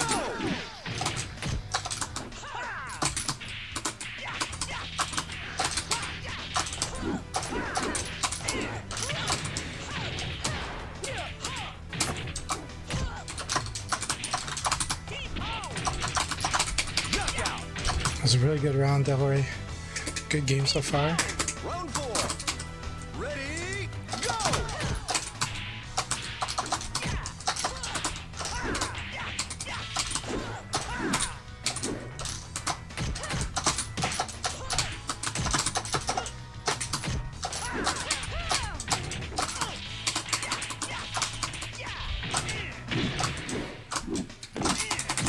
Knockout.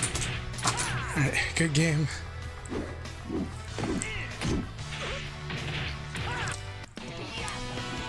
Always good battles, Devil Ray. What a knucklehead.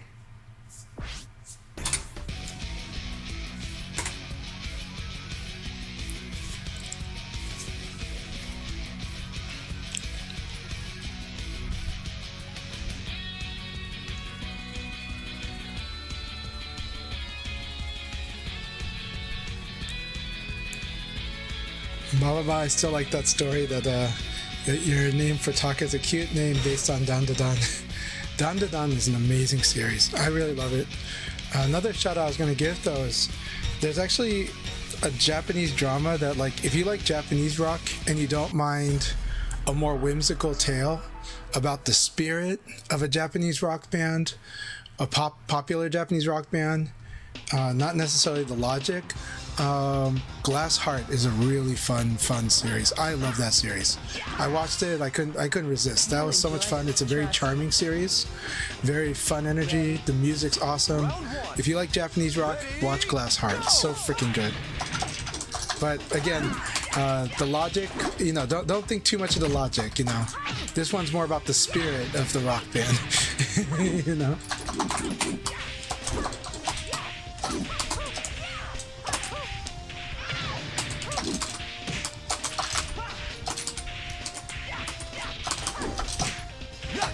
That was really good, Two Scoops. Really good. I like those choices at the end there. Round two. Ready, go!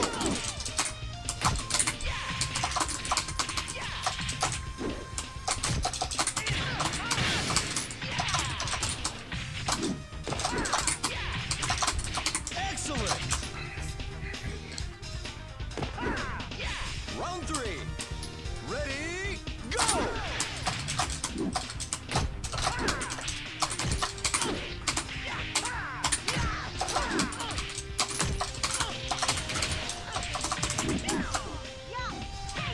Nice.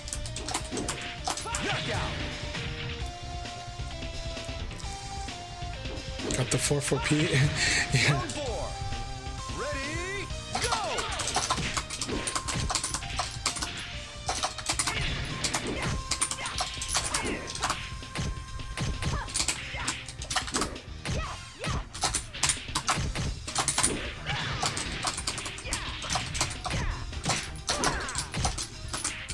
Knockout. Alright. Good game, Two Scoops. Good game.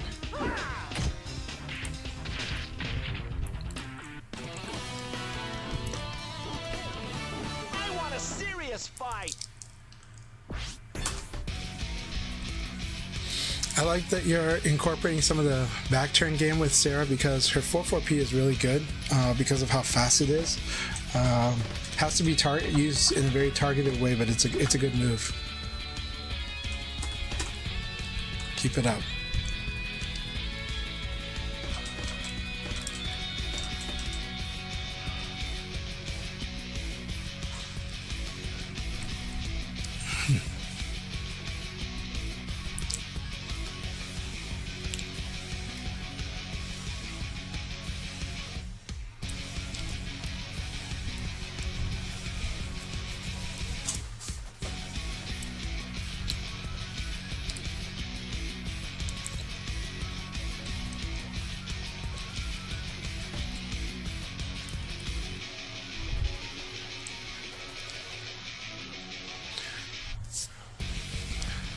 So ground throws are either 2 or 3. When it comes to ground throws, okay, so Wolf and Jeffrey, there's a difference between 2 and 3, and that is basically 2 is repositioning, 3 is damage.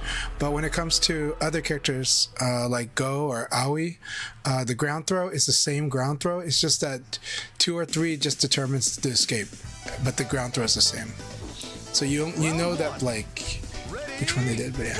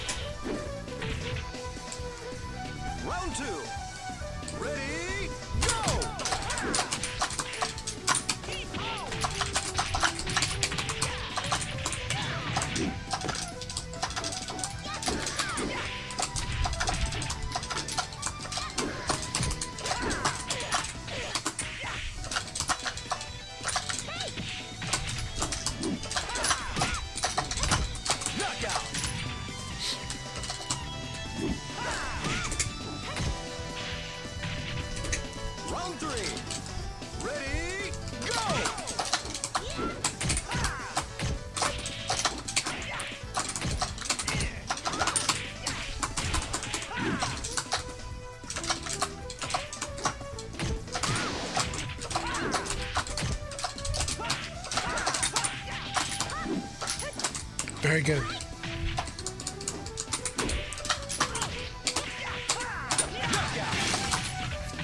Good game. The throw was really risky, but good game.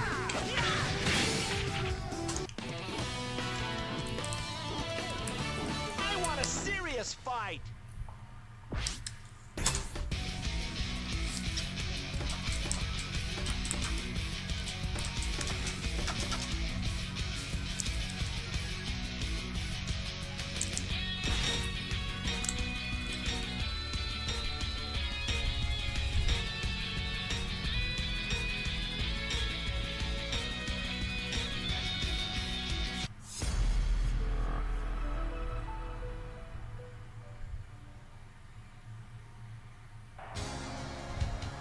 P PKG is really good.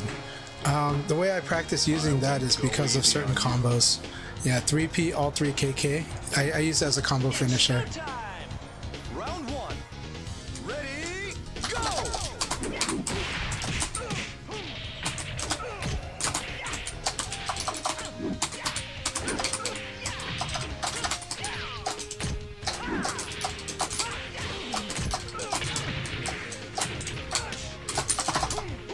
Very good.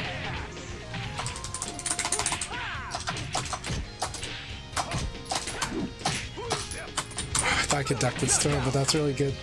Is it purple? No, it's blue. Man. Oh, that was good. Round 2. Ready, go!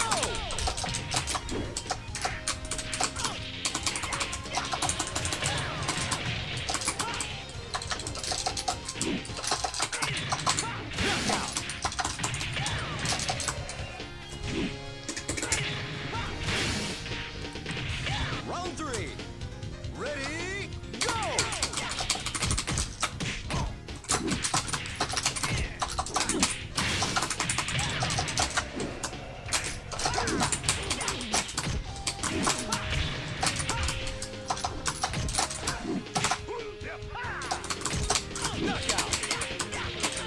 Leon's uppercut's very cheesy. Round 4. Ready, go!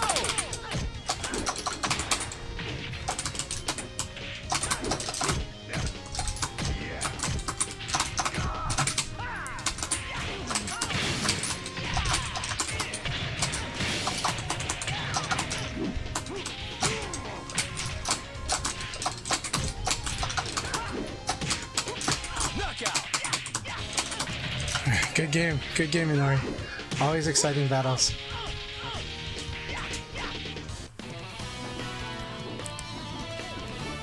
Forgot to train, eh?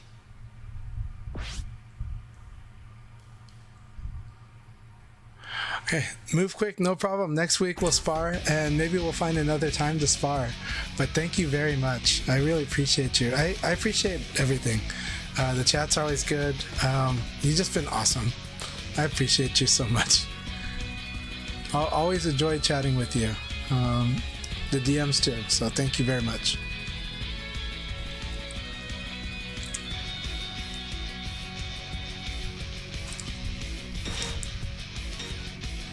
Alright, Baba, here we go.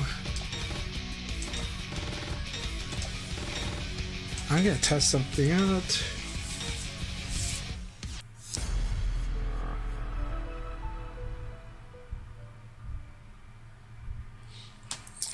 Really glad to have you here. Ready, go!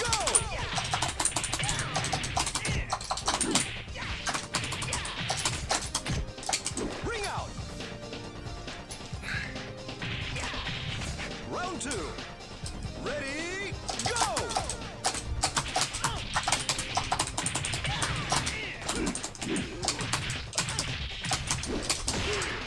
Good. Oh. Knockout! Round 3. Ready, go!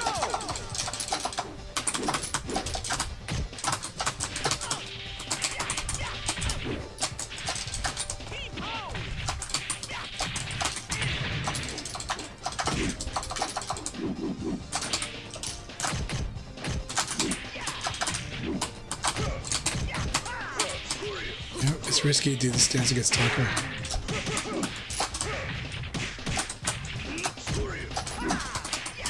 Good game, Turbo Baba.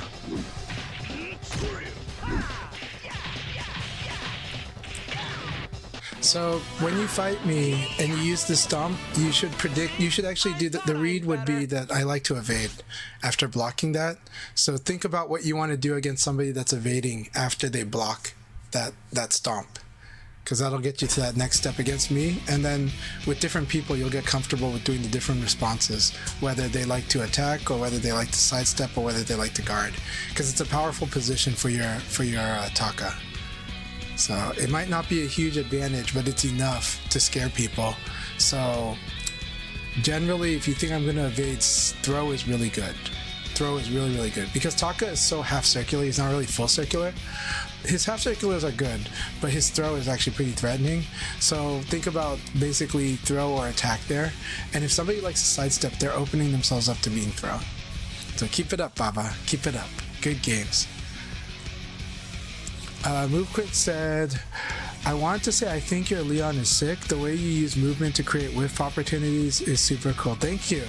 Thank you very much. Yeah, I like to use everything that I can think of, and when I learn like when I learn like a new VF, for example, I like to be very whimsical and try everything out. So I've tried almost all of the move list, and thank you so much. I try to make a lot of use out of the character, and I think Leon's got an amazingly cool move list with so many tools that it's a lot of fun to play.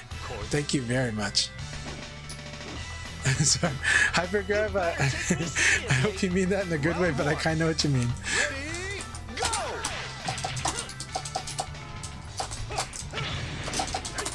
Very good, Kusano.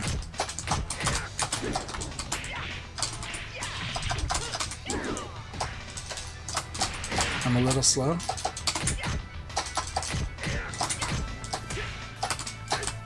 Very good. Very good. All right, Kusano, here we go. Round 2. Ready, go!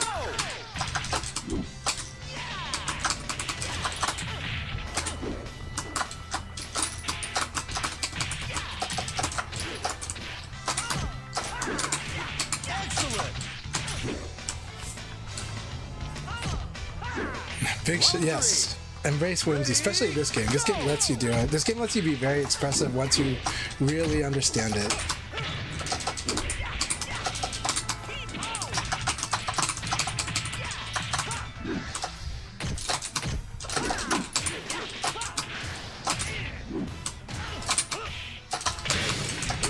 I put myself in the corner. Oh. Alright. Be careful if you ask for a guess here. But oh, it's because you're not used to Leon's animation there. After you crumple him, that's like the knockdown you get.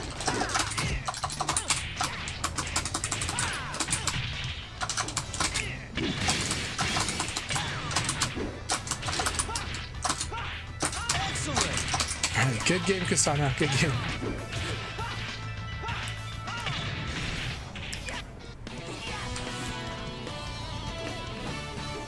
What a knucklehead.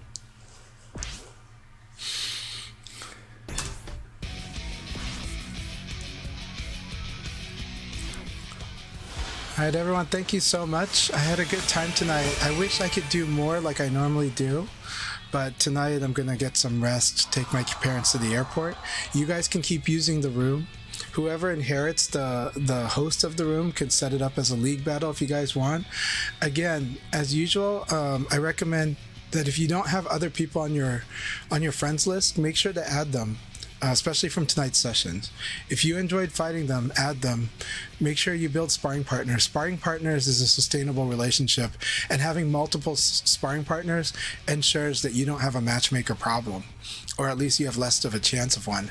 And you can still find friends on the matchmaker and on rank, but don't forget to kind of add each other and just build good relationships over VF. It's such a good game. The fighting in this game is so conversational, so we have good conversations in the game and out of the game.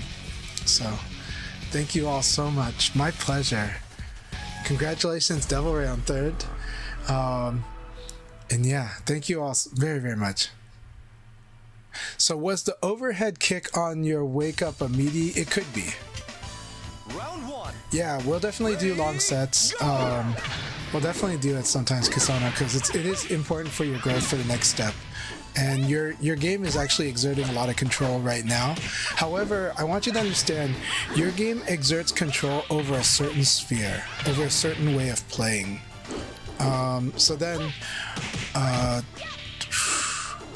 So playing long sets is definitely like you've already been doing it, and your game is showing more robustness in that sense.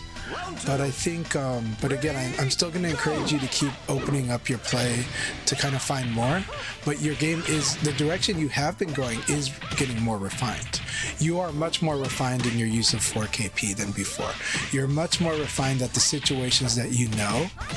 So now, let's just say that you've done the 20% work for the tools that you like, Kusano. Your game has already done the 20% work to get the 80% of its effectiveness. The remaining 20% of the effectiveness of the things you've got right now will take 80% effort to refine. But I'm also saying there's a lot of tools in your game that aren't quite there yet, where 20% effort can give you 80% of the effectiveness of those tools.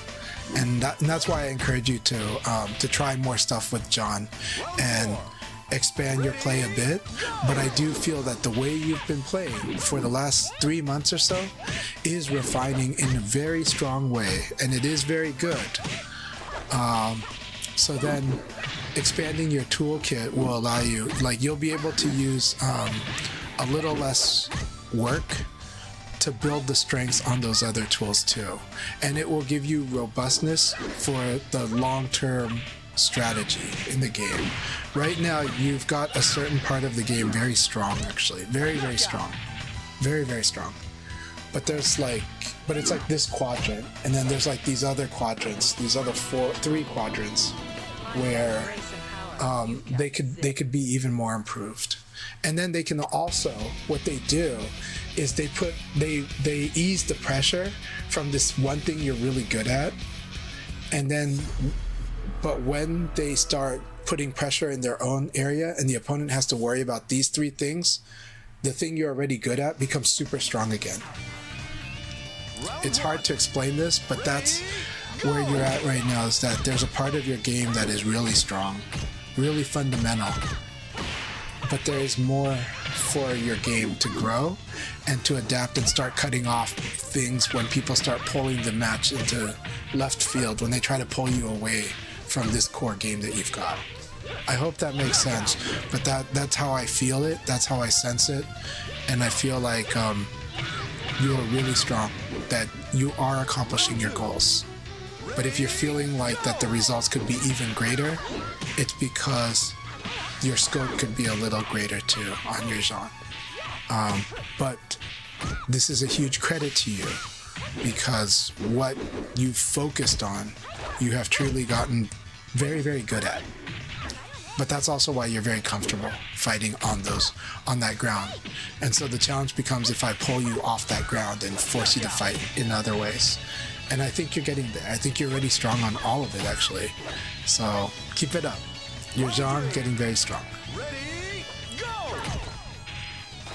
Yeah, and that's the reason I changed the pace, right? It's like, okay, he's doing pretty strong here. Let's pull him into long range. Let's pull him into spacing. Let's pull him, like, let's force him to guess faster than he's comfortable guessing. And let's start using more mid-low, or let's use guard break if I start feeling like that might be the thing. I just have to find the one thing, you know. But there's always an answer for the whatever the thing is I'm gonna do. It's just that there's many things I could do. But yeah, you're doing really good. I felt really good in our fight. I felt good about the way you're playing. And I have no critiques about the way you're playing. I just sense that, like, basically, that there are more ways that you can play too that'll be strong as well. And that it won't be as hard of a work as, like, I do think eventually you want to, yes, refine your current game, your current area more. But right now, you would be super productive to expand your horizon a little bit, so that you have, so that you eventually get that, maximize the use of that 20% effort to get 80% effectiveness on other quadrants and other sections of Jean's move list. Round one. Ready, go!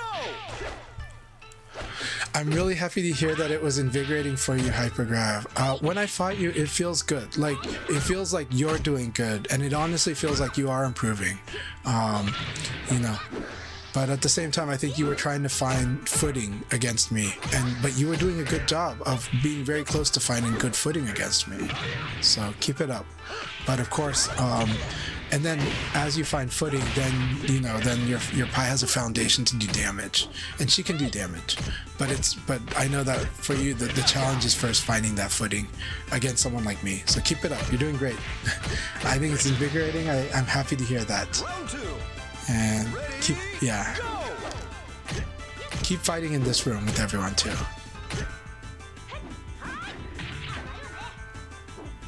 Okay, awesome MoveQuick.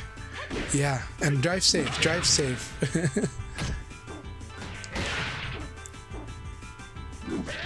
Yeah, so Kusano, don't forget though that defense in this game is counter offense. Counter offense is the defense. everyone's defense in this game gives you advantage. So how do you use that advantage? I am suggesting attack and throw. Getting to master more attacks and more throws is a part of that. But I am also going to say, okay, now when my opponent does different stuff around it, then there's going to be more options that are beyond attack and throw. But when they do that, but first, how do I use attack and throw more and stuff like that, you know? So keep that up. But of course, offensive move is another. If you know your opponent's going to block or evade or do special movement, offensive move gives your John like a real scary positioning. But it's like, but you can't use offensive move against people that swing like crazy. You have to do offensive move against people that defend like crazy. So it's just one extra thing to add. But John is very scary with that offensive move, actually. And it's not just the one setup. It's not just the, okay, when I do this, I evade and then I do max charge kick. No, there's more to do offensive move. But when they use defense, and against me that's harder. Against others a little easier because you can predict their defense. For me, I'm very aggressive. That's what makes it hard to use offensive move against me. But my suggestion wasn't that you should start using offensive move. I'm just saying that's one tool that you can use along with the attack or throw when after you successfully defend and you gain advantage. But if you let that advantage go, there should be a good reason to do it. And that reason should be pretty specific, actually. But otherwise, keep experimenting with different attacks. You're doing well. And sometimes think about pushing people out of the ring too. but that one's a little more scary. Offensive move. So Dr. Hugbox says that in 400 hours they don't think they've used offensive move a single time. Leifei doesn't need to use offensive move as much. Offensive move, if you have a good side turn game, then yes, offensive move becomes good. If you have good side turn attacks. Offensive move is used at higher level, not lower level. Because at lower level, people tend to mash an attack or attack right away. And if they mash, then offensive move is not good. Offensive move is good when they don't attack and when they don't throw. So it's good when people use fuzzy guard. It's good when people definitely like to defend a lot. It's good when people like to move but they don't attack. But the thing is when you move, they might attack. So then it becomes not a good thing if that's what they do with their movement. Later on, when people start doing evade cancels, offensive move is pretty good. And basically when they do things that are not attack and not throw. But I am telling Kusano also that when they have advantage, use the attack, use the throw. You know, and if you're afraid because the opponent keeps doing guard throw escape, that is the time you can, if they've been showing that and you feel like I can't crack this person, sometimes offensive move will do it. Sometimes offensive move will get them to do it, but a lot of time it just means throw more too. Honestly, if you're having trouble cracking the opponent, put it this way, if two players never do damage in like a period of like 5 seconds, it means nobody was throwing. Once somebody does a throw, the damage is going to happen in either direction. So that sometimes is a good hint that that throw's not happening. Now, throwing is a little scary when people just play the poke game. So I'm not telling you to throw into the poke game. You're really throwing when people like to sidestep, and you also throw when people just like to sit on guard forever, because they're not. When people hit you out of throw, it's usually not as a reaction. It's usually because they were intermittently attacking. They were using delay attack to kind of encourage or whatever, or because they knew you were going to throw for other reasons. But it's usually not on reaction. So if you see somebody guarding for a long time, throw might be pretty good. But yeah.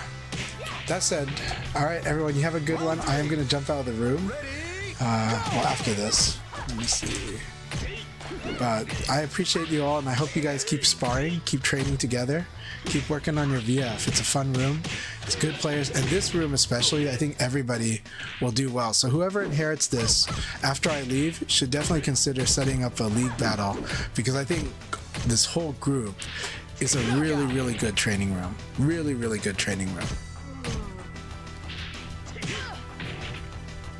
Round 4. Ready, go!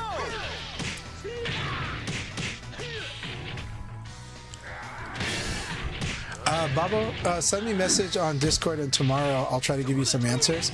I will ask you like what sticks you've been using already and what you seem to like, and I'll ask you what fighting games you play as well, because that might factor into what kind of stick I might recommend for you. But generally it's pretty simple, not too complicated, but I'll give you an answer. All right, you guys enjoy, and thank you all so much. We're gonna find someone to raid, but Baba, don't forget to message me in Discord, and also give me answers for what I said. What sticks, what controllers have you used, and then also what other fighting games do you play? Because I'd like to recommend something that works well with the other games you play.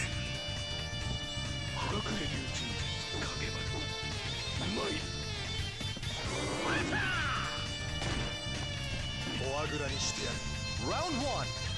Yeah, so Kusano, we might work on the Nitaku a bit too. We might. We'll see. And here's the thing, Kusano. Times to experiment with throw more. Actually, when your health bar is full, is a good time to experiment with throwing. When your health bar is low, then you can do what you're doing. But when your health bar is full, you have more budget to do those throws and to try it out, and to see if it's working or not. So the more health you have, the more budget you have to try things that could be different. And then the less health you have, then you're working on a tighter budget.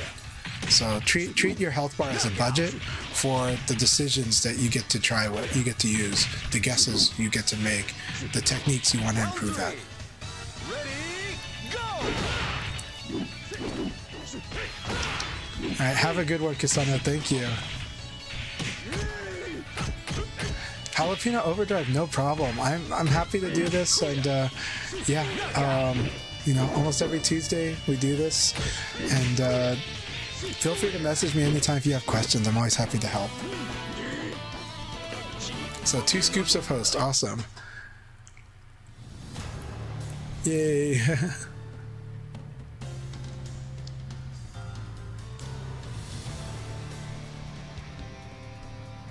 Getting new buttons is good, and there's many good options. Yeah. Kusano's obsessed with ECDC at the moment too, but I might be using it wrong. We'll work on that. Yeah. Round 1. Ready, go!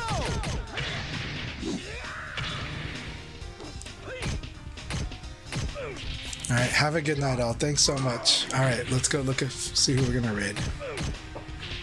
All right, LD Wells is streaming VF. We have lots of good stuff. Juicebox is doing Pastel Parade. That's very interesting. Round 2. I think we're gonna raid LD Wells, but I always appreciate Juicebox. But I think you guys would like to watch LD Wells play VF. So let's do LD Wells tonight.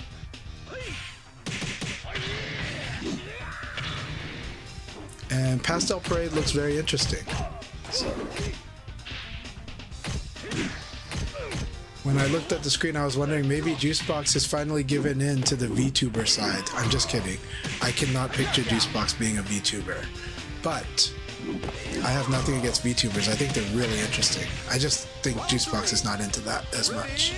But Pastel Parade looked like, oh, that would be cool if Juicebox has like a VTuber avatar. So, alright, cheers. Have a good one. Say hi to LD Wells, and you guys all have a good night.